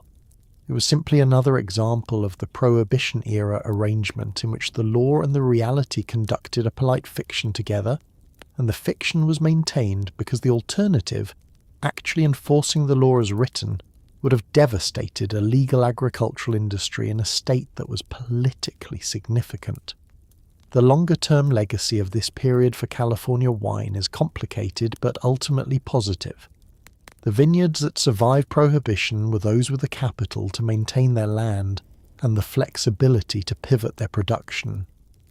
Many of the great wine estates of Napa Valley survived precisely because they found ways to sell grapes legally during the dry years, as sacramental wine, as table grapes, as home winemaking stock. When repeal came and commercial winemaking resumed, they had mature vines in the ground, an institutional knowledge that had been preserved through the dry years. The transition from Prohibition-era shipping grape production to quality wine production took decades and required the replanting of much of the valley, but the fundamental infrastructure, the land, the water, the people who understood the vineyard had survived. California wine as it exists today, celebrated worldwide and worth billions of dollars annually, is partly the product of the Prohibition-era accident that kept its vineyards alive when they should, by commercial logic, have been abandoned. The historical memory of Prohibition bootlegging tends to be populated by men in pinstripe suits, making deals in shadowy back rooms, and while that image has some accuracy, it dramatically underrepresents the role of women in the illegal alcohol trade. Across the country, women operated speakeasies, ran distilleries, managed distribution networks, and in some cases built criminal enterprises of considerable scale. Gertrude Cleo Lithgow became famous enough to earn the nickname the Bahama Queen for running a rum-running operation out of Nassau that supplied the eastern seaboard. Stephanie St. Clair, known as Madam Queen, ran an illegal lottery in Harlem that operated with a level of organisation that made federal agents genuinely frustrated, and was known for her willingness to go to the newspapers rather than pay bribes. In immigrant communities across the Northeast and Midwest, women who had brewed and fermented for their households in the old country simply continued doing so at commercial scale, operating out of tenement apartments and neighbourhood storefronts that the all-male enforcement apparatus was often reluctant to search aggressively, sometimes with genuinely unfortunate results for the law. The structural reasons for women's prominence in certain parts of the bootlegging trade were partly a product of the enforcement environment. Prohibition agents were almost exclusively male, and the social conventions of the era created real practical obstacles to searching women's persons, entering women's domestic spaces aggressively, or treating female operators with the same presumptive suspicion that male bootleggers attracted. A woman carrying bottles under a wide skirt was less likely to be stopped than a man with a similarly suspicious silhouette. A tenement apartment managed by a woman was less likely to be raided without specific intelligence than a known male-operated establishment. These were not absolute protections. Women were absolutely arrested, prosecuted and imprisoned for prohibition violations, but they represented a friction that made female-operated businesses marginally safer in certain respects, and in a business where marginal safety advantages mattered, they were exploited. Lithgow's operation out of Nassau deserves particular attention because it was conducted openly and on a scale that made her genuinely famous during her lifetime. She worked as an agent for Scotch whisky suppliers, coordinating the sale and shipment of legal Bahamian product to American rum runners who would then take the risk of crossing into territorial waters. She was not technically breaking any law in doing this. The transactions she managed were legal on the Bahamian side, but she was the essential commercial link in a chain whose end product was illegal alcohol entering the United States, and she was known to everyone involved, including American authorities, as exactly that. She gave newspaper interviews, she was photographed. She cultivated a public persona that was partly practical. Visibility made her harder to quietly disappear, and partly, by all accounts, genuinely enjoyable to her. She liked being famous. She was good at her work. She saw no particular reason to pretend otherwise. The immigrant community bootleggers were less visible, and in many ways more significant in aggregate. Italian, Jewish, Polish and Irish immigrant women operating in the urban ethnic neighbourhoods that were the social fabric of American cities in the 1920s produced enormous quantities of homebrewed beer and wine and distilled spirits that supplied their immediate communities and often extended considerably beyond them. These operations were embedded in the social fabric of the neighbourhood in ways that made them almost invisible to outside law enforcement. The woman making wine in her kitchen was also the woman who organised the neighbourhood mutual aid society, whose husband worked at the factory, whose children went to the parish school. She was not, in the social geography of her community, a criminal. She was a neighbour who happened to make excellent wine, and her neighbours had no interest whatsoever in telling anyone about it. Federal prohibition was national in law and spectacularly inconsistent in practice, and nowhere was this inconsistency more dramatic than in the difference between how the law was enforced in rural dry states that had been prohibitionist for years versus how it functioned in major urban centres that had voted overwhelmingly against it and had populations who considered the law an absurdity imposed by rural majorities. New York City, which had voted against prohibition by a wide margin, was also the city where enforcement was essentially a theatrical performance put on for federal observers, with periodic high-profile raids generating newspaper coverage and the underlying trade continuing essentially undisturbed. The city's police commissioner at one point publicly stated that he considered enforcement of prohibition laws to be a federal responsibility and that the city's police had other priorities. This was technically true and entirely convenient. In contrast, in rural Kansas or Mississippi, the existing culture around temperance meant enforcement was considerably more genuine, though it still faced the same basic problem of motivated people finding creative ways to obtain what they wanted. New York's relationship with prohibition was almost theatrical in its combination of official compliance and practical defiance. Mayor Jimmy Walker, who served from 1926 to 1932, was openly wet in his sympathies, frequently photographed at events where alcohol was visible, and presided over a police department whose relationship with the speakeasy trade was so well documented that the newspapers covered it as a routine beat rather than a scandal. Walker was charming, fashionable, and genuinely popular, and his popularity rested partly on his visible refusal to treat prohibition as a serious constraint on New York's social life. He embodied the city's collective position. We are aware of the law, we have noted it, and we have decided it does not apply to us in any meaningful operational sense. The contrast with enforcement in genuinely dry communities was stark and instructive.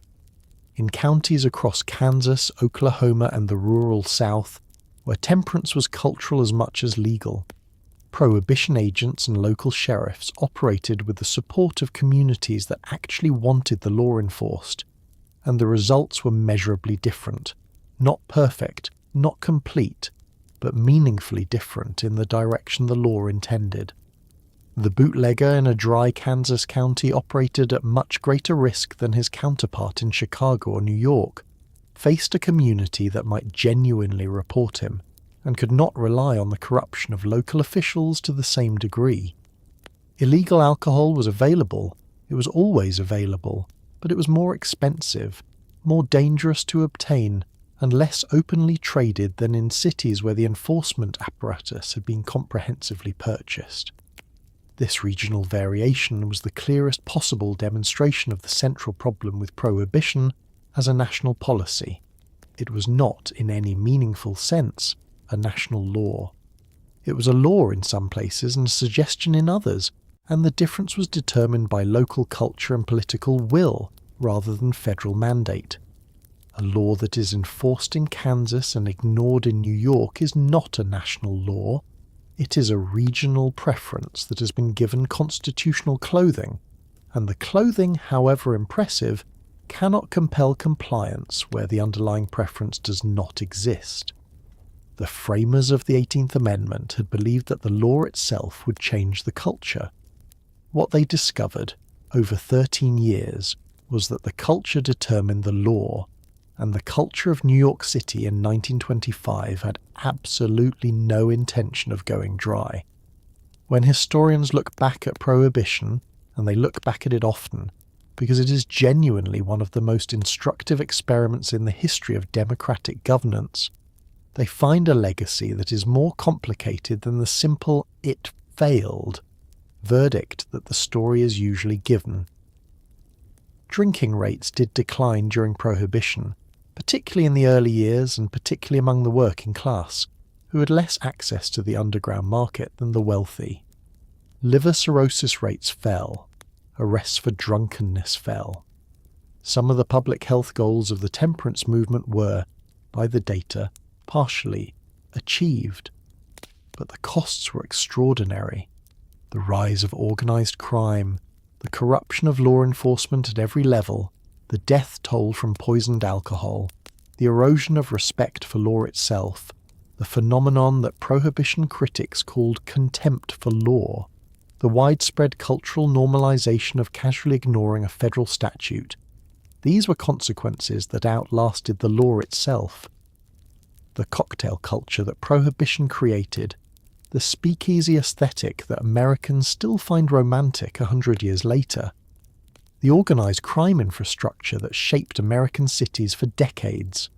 All of it traces back to the 13 years someone decided the country needed to stop drinking, and the country decided collectively and enthusiastically that it did not agree. The public health data from the Prohibition era is genuinely mixed in a way that complicates the simple failure narrative.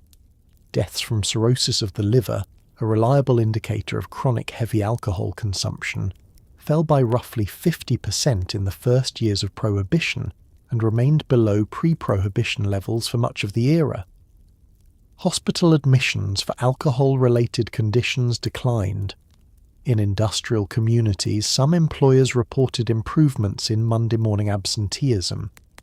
These were real effects, and they reflected a real reduction in drinking, particularly among the working-class populations that the temperance movement had most specifically intended to help.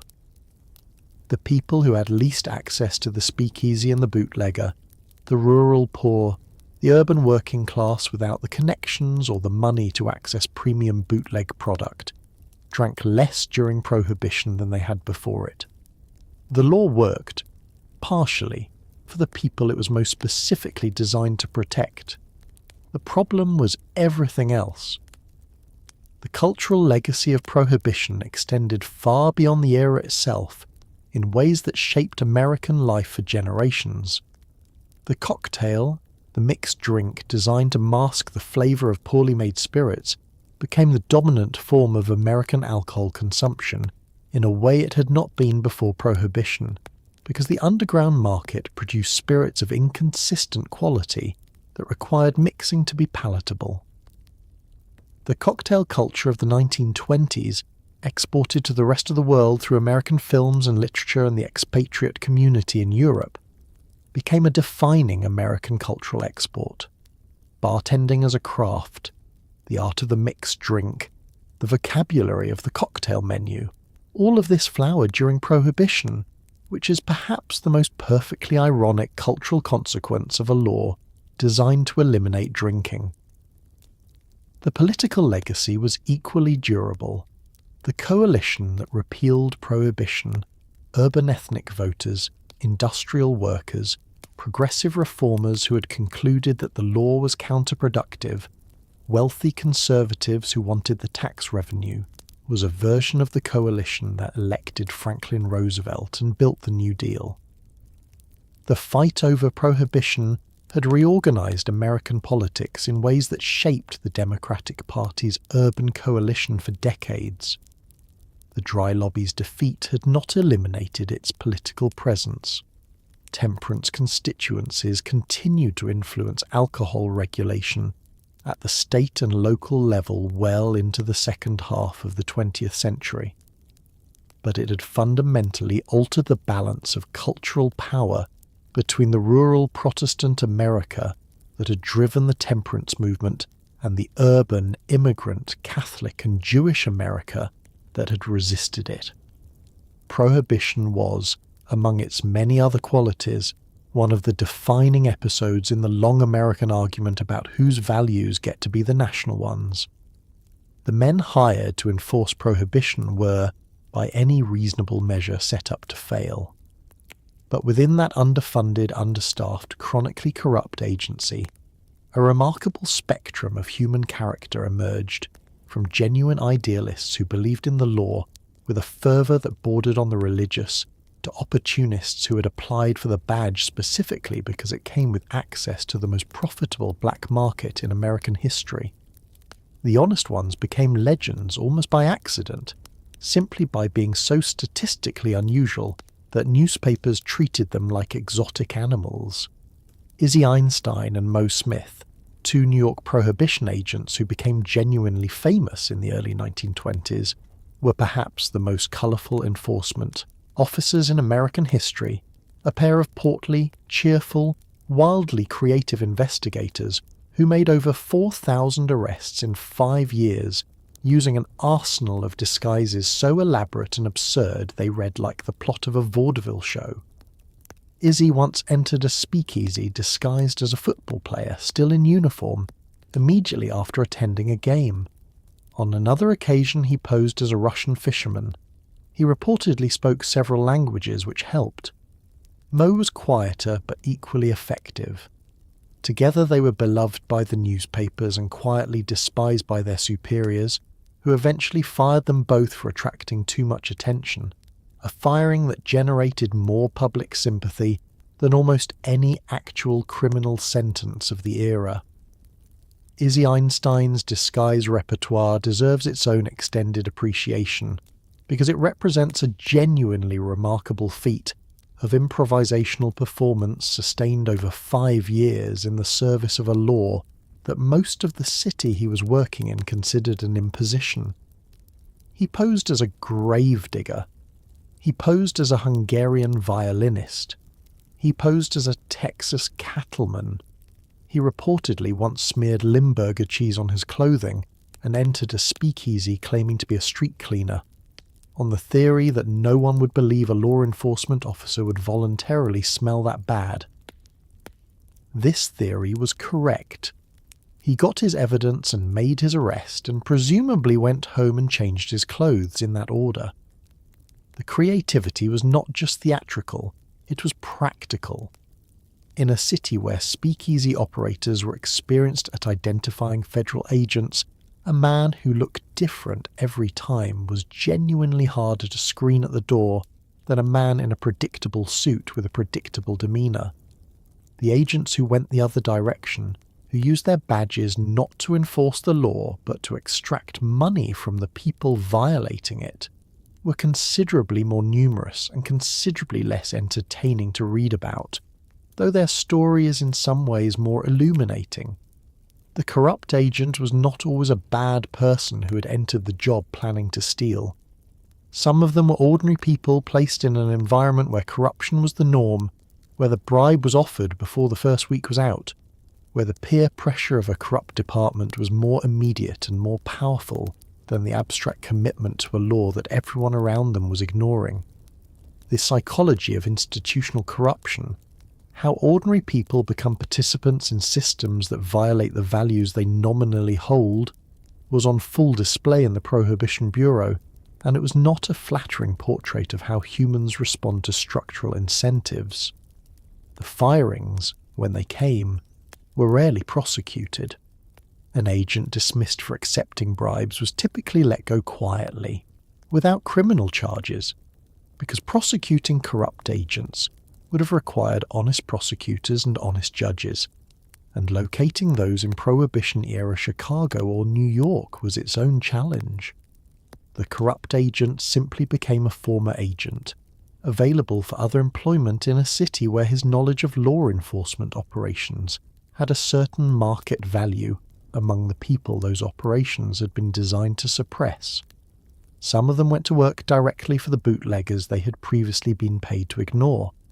The revolving door, that reliable feature of regulatory capture, spun cheerfully throughout the Prohibition era, and nobody particularly pretended otherwise. The American medical profession entered Prohibition in a state of principled ambiguity, and exited it having written approximately 11 million whiskey prescriptions, which tells you roughly how the principled ambiguity resolved itself under practical pressure. When the Volstead Act carved out its medical exemption, the American Medical Association was officially opposed to the use of alcohol as medicine. The organisation had actually passed a resolution in 1917 stating that alcohol had no proven therapeutic value, which was medically reasonable and historically unfortunate timing given what was about to happen to the law. But once Prohibition was in effect, individual physicians across the country discovered that patients were presenting in extraordinary numbers with conditions that, after careful consideration, seemed to respond well to a regulated course of medicinal spirits. The AMA reversed its earlier position in 1922, voting to endorse whiskey as a legitimate medical treatment for a variety of ailments, a reversal that generated considerable cynicism among people who noticed its timing. Prohibition-era prescription pads became some of the most valuable documents in urban America. Stolen prescription blanks were sold. Doctors who wrote freely became enormously popular. Some genuinely believed they were helping patients who faced the alternative of drinking far more dangerous bootleg products, which was not an unreasonable medical calculation. Others were simply running a very efficient side business. The line between these two categories was not always easy to locate, and nobody was looking very hard. The list of conditions for which medicinal whiskey was prescribed during Prohibition reads, in retrospect, like a creative writing exercise in medical justification: anxiety, depression, heart disease, poor circulation, influenza, the common cold, fatigue, nervousness, indigestion, lactation difficulties, which is a category that raises specific questions about the mechanism of action. Whiskey was prescribed for conditions that were genuinely distressing, for conditions that were mildly inconvenient, and for conditions that existed primarily as a shared understanding between the physician and the patient that a prescription was what the patient had come for, and a prescription was what they were going to receive.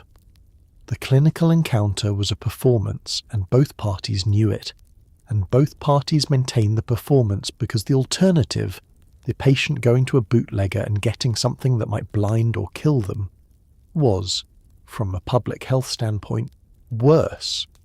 This is the argument that the more thoughtful physicians of the era made to themselves and to their colleagues, and it is not an entirely dishonest argument. The bootleg alcohol available to ordinary Americans during Prohibition ranged from excellent Canadian whiskey at the top of the market to genuinely lethal industrial alcohol redistillate at the bottom, and the people who had the least money and the least access to quality bootleg sources were also the people most likely to drink something dangerous. A doctor who wrote prescriptions freely was providing access to genuine, regulated, aged whiskey of known quality. This was, purely from a harm reduction standpoint, better than the alternative for the patients who received it. The fact that the doctor was also profiting handsomely from the arrangement did not make the harm reduction argument wrong. It simply made it more complicated to assess with a straight face. The pharmaceutical companies that supplied the medicinal whiskey market were among the quieter beneficiaries of the Prohibition era. The licensed distilleries permitted to continue operating for medicinal purposes needed distribution, and the existing pharmaceutical supply chain, the same one that moved medicines to pharmacies across the country, provided it. Companies that had been modest regional distributors found themselves handling a product of suddenly enormous commercial value, moving it through legal channels to licensed pharmacies, generating profits that were clean and taxable and thoroughly respectable in appearance. The whiskey was legal, the distribution was legal, the prescription was legal. The fact that the prescription had been written for a patient whose principal medical complaint was sobriety was, strictly speaking, the doctor's problem, and the doctor had already decided how to handle it. While the newspapers of the 1920s were filled with stories of Chicago gang wars, New York speakeasies, and rum runners racing Coast Guard cutters through Atlantic fog, a quieter and considerably less glamorous version of Prohibition was playing out across the small towns, farming communities, and rural counties of America's interior, and in those places the story was genuinely more complicated than simple failure. In deeply religious communities in the rural South and Midwest, where temperance had been cultural law long before it became federal law, Prohibition represented not an imposition, but a vindication. Saloons that had operated on the edges of these communities, drawing away men's wages and returning them home angry, were gone. The social disorder that temperance advocates had always associated with the drinking establishment was, in these places, measurably reduced. Domestic violence statistics in some dry rural counties declined. Savings in working-class households increased. Church attendance, already high, went higher. The men and women who had spent decades organising for Prohibition were not wrong that alcohol caused suffering. They were wrong only in believing that a federal ban could eliminate it nationally, uniformly, and without consequences that would eventually outweigh the benefits. In the small towns where the culture already supported the law, enforcement was easier, compliance was higher, and the experiment, by its own limited terms, had something closer to success. The rural dry community during Prohibition was not, however, entirely free of illegal alcohol. It simply had a different relationship with it. The moonshiner, the backwoods distiller who had been producing untaxed spirits in the hills of Appalachia and the rural South since before the Revolution, was operating before Prohibition and continued operating during it, with the change that his product was now in demand not just locally but across the country. Southern mountain moonshine transported north in cars with modified suspensions that could carry the extra weight of hidden cargo was a genuine commercial product feeding the urban speakeasy market during Prohibition, and the men who made it were not particularly deterred by federal agents whose knowledge of mountain terrain was limited and whose access to the relevant hollows and ridgelines was approximately zero. The relationship between rural dry culture and the moonshiner was complicated in ways that the newspapers found difficult to articulate.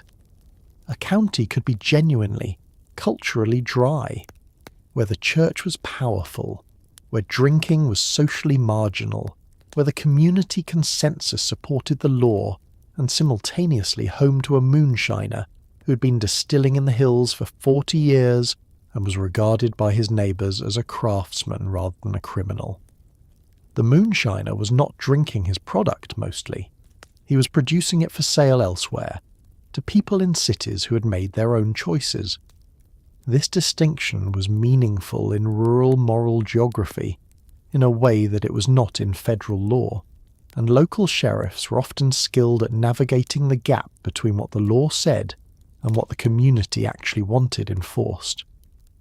What the dry rural communities of the Prohibition era ultimately demonstrated was not that the law worked, but that culture worked, that where the community had genuinely internalized temperance values, those values produced behavioral change independent of and preceding the law. The law in those communities was redundant in the best sense. It codified what the culture had already achieved. The tragedy of Prohibition was that its architects confused this correlation for causation. They believed the law had produced the sobriety they observed, when in fact the sobriety had produced the political conditions for the law, and the law could not reproduce that sobriety in communities where the underlying culture did not support it. Let us pause for a moment on the most important question of this entire story, which is, what exactly was in the glass? The popular image of Prohibition-era drinking involves glamorous cocktails in Art Deco glasses, and while that image is not entirely wrong, it somewhat glosses over the fact that a significant portion of what Americans were consuming during Prohibition was, in purely chemical terms, genuinely alarming. Quality varied enormously depending on where you were drinking and how much you could afford to pay. At the top of the market, the speakeasies that served wealthy clientele in New York and Chicago were stocking genuine imported Scotch whiskey, Canadian rye, and Caribbean rum, expensive, legal in their country of origin, and smuggled in with enough care to preserve their quality. These establishments served cocktails that were, by any measure, excellent, and the bartenders who mixed them were skilled professionals who had either relocated from Europe where Prohibition did not apply or adapted seamlessly from their pre-Prohibition careers. At the bottom of the market, bathtub gin, which could contain literally anything the maker thought might produce an acceptable result, was the reality, and the results range from merely unpleasant to genuinely toxic. In between sat a vast middle market of domestic bootleg whiskey of variable and unpredictable quality. The cocktail's rise to dominance during Prohibition was not accidental. It was a direct response to the quality problem. When the base spirit is unreliable, you mix it with things that improve it or at least disguise it. Citrus juice masked harsh flavours, simple syrup smoothed rough edges, bitters added complexity to products that had none. The creative application of mixers, modifiers and flavourings to whatever spirit was available produced, over the course of 13 years, a cocktail vocabulary of remarkable sophistication. Bartenders who worked in the better speakeasies were serious craftsmen developing techniques and recipes that would define American drinking culture for the rest of the century. The Bee's Knees, the South Side, the Clover Club, these were Prohibition-era inventions, born of necessity and refined by skill, and they are still on bar menus today. It is one of the weirder historical ironies that the era that tried to eliminate drinking produced some of the greatest advances in the art of the drink. Beer, which had been the dominant alcoholic beverage in America before Prohibition, suffered most during the dry years. Good beer requires clean water, quality grain, fresh hops, and controlled fermentation in proper facilities, none of which the underground market could reliably provide. The near beer that was legally produced, beer with the alcohol removed, was widely described as an insult to the concept of beer, and the bootleg beer that supplemented it was inconsistent in quality and often flat, sour, or worse. The great American brewing industry, which had been one of the country's largest manufacturing sectors before Prohibition, was essentially destroyed. The breweries that survived the dry years did so by pivoting to other products: malt extract, yeast, soft drinks, ice cream, and the industry that rebuilt after repeal was a diminished version of what had existed before, dominated by a smaller number of larger companies that had the capital to survive the gap. Wine in the speakeasy was a rarity, except at the highest price points.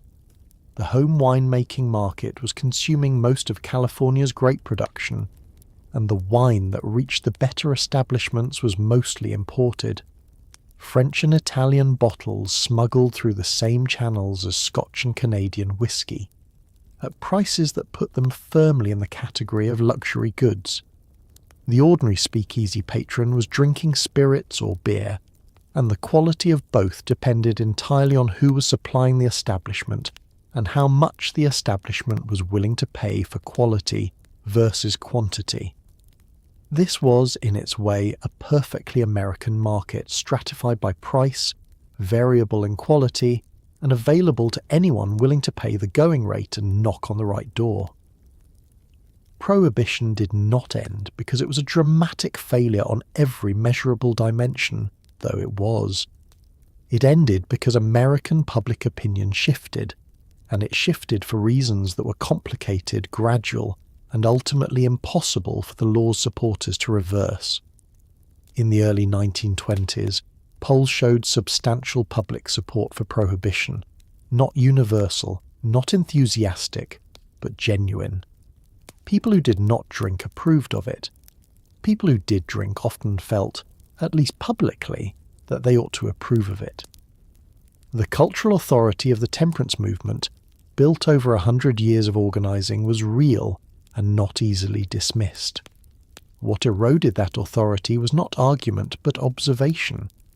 Americans watched year after year as the law produced organised crime on a scale previously unimagined, as law enforcement became corrupt almost as a matter of routine, as people died from poisoned alcohol that a functioning legal market would never have produced, and as the fundamental absurdity of a law that roughly half the population cheerfully ignored every weekend became impossible to take entirely seriously.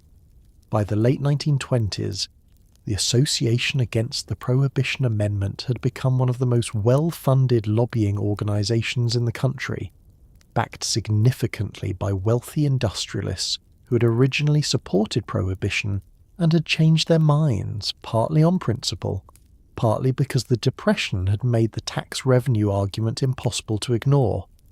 Public opinion, once the great engine that had driven prohibition into law, became the engine that drove it out again. The shift happened gradually and then suddenly, which is how public opinion on big questions usually moves.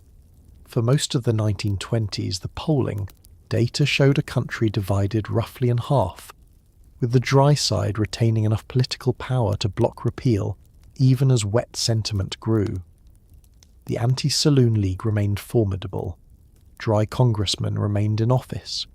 The cultural prestige of temperance, rooted in Protestant religious authority and genuine social concern, had not evaporated. What changed it was the accumulation of evidence, not any single event but the weight of 13 years of documented failure, corruption, death, and absurdity pressing on a public that had originally extended good faith to the experiment and was no longer extending it. The St. Valentine's Day massacre of 1929 was a turning point for many moderates who had been giving prohibition the benefit of the doubt. The spectacle of 7 men machine-gunned in a Chicago warehouse by killers dressed as police officers, killers who were, by widespread understanding, working for the man who was simultaneously funding the city's most prominent soup kitchen, made the consequences of Prohibition-era organised crime viscerally real in a way that statistics had not. This was not a foreign problem or a poor neighbourhood problem. This was a major American city, and it was ungovernable, and prohibition was the reason why. The photograph of the bodies, published in newspapers across the country, was difficult to argue around. The Depression finished what the massacre had started. When unemployment hit 25% and the federal government was desperately seeking revenue, the argument that the country could not afford the tax money it was leaving on the table by keeping alcohol illegal became unanswerable. The men who made that argument, Roosevelt, the Repeal Coalition, the industrialists who had switched sides, were not making a romantic case for drinking. They were making a cash flow argument in the middle of a catastrophe, and cash flow arguments in the middle of catastrophes tend to prevail. The temperance movement, which had spent a century building toward its great legislative victory, watched the victory repealed in the span of 10 months, and the speed of the defeat reflected the depth of the disillusionment. America had tried it. America had watched what it produced. America had made up its mind, and once it had, it moved with the decisive efficiency of a country that had been waiting for permission to change direction. The experiment was over. The bar was open. And somewhere, a very long line of people who had been pretending not to drink for 13 years ordered their first legal drink since 1920 and felt, by all accounts, absolutely no guilt whatsoever about it. And so here you are, at the end of a very long, very thirsty, very remarkable chapter of American history. Think about what you just travelled through. 13 years of a country at war with itself, not with guns and battlefields, but with flasks and loopholes and fake bookshelf doors and prescription pads and bathtub chemistry sets, and an almost heroic collective refusal to accept a law that roughly half the population had decided did not apply to them. It was chaotic and corrupt and occasionally deadly, and it was also, in the strange way that history sometimes manages, genuinely human, full of ordinary people making extraordinary choices under extraordinary pressure, finding creative solutions to problems that should not have existed, building a nightlife culture and a cocktail vocabulary and a jazz scene that changed the world, all because someone had decided that the responsible thing to do was to make a drink illegal. The people who fought for Prohibition were not wrong about everything. The saloon caused real harm. Alcohol destroyed real families. The suffering that drove the temperance movement was genuine, documented, and not invented by moralists with nothing better to do. They were idealists, and idealists deserve a measure of respect even when their methods produce unintended consequences of spectacular proportions. And the people who resisted Prohibition, the bootleggers and the speakeasy operators and the home brewers and the doctors writing creative prescriptions and the pharmacists dispensing them with straight faces and the millions of ordinary Americans who knocked on the right doors and gave the right passwords and ordered the right drinks in the right basements, they were not villains either. They were people living in the gap between what the law said and what their lives required, navigating that gap with a particular American combination of ingenuity, stubbornness, and cheerful disregard for rules that someone else made. What Prohibition ultimately teaches us, if we are willing to sit with its lesson, is something about the limits of law as a tool for changing what people fundamentally want, and something about the resilience of ordinary human beings in the face of systems that have decided to get between them and their Friday evening. So tonight, as you drift towards sleep in your comfortable bed, in a country where you can walk into a store and buy a bottle of wine without a password or a doctor's note or a secret knock, maybe take a quiet moment to appreciate that. Not the drinking, necessarily, but the lesson underneath it, that people, when pushed, find a way. That culture is stronger than law, that the gap between what a government decrees and what a people actually does is one of the most revealing spaces in all of history, and that somewhere, in the long and complicated American story, a man in a basement speakeasy ordered an illegal gin fizz to the sound of illegal jazz in a room full of people who were all technically criminals and felt, by every account we have, completely and entirely alive. Sleep well, you have earned it, and you didn't have to hide to get here.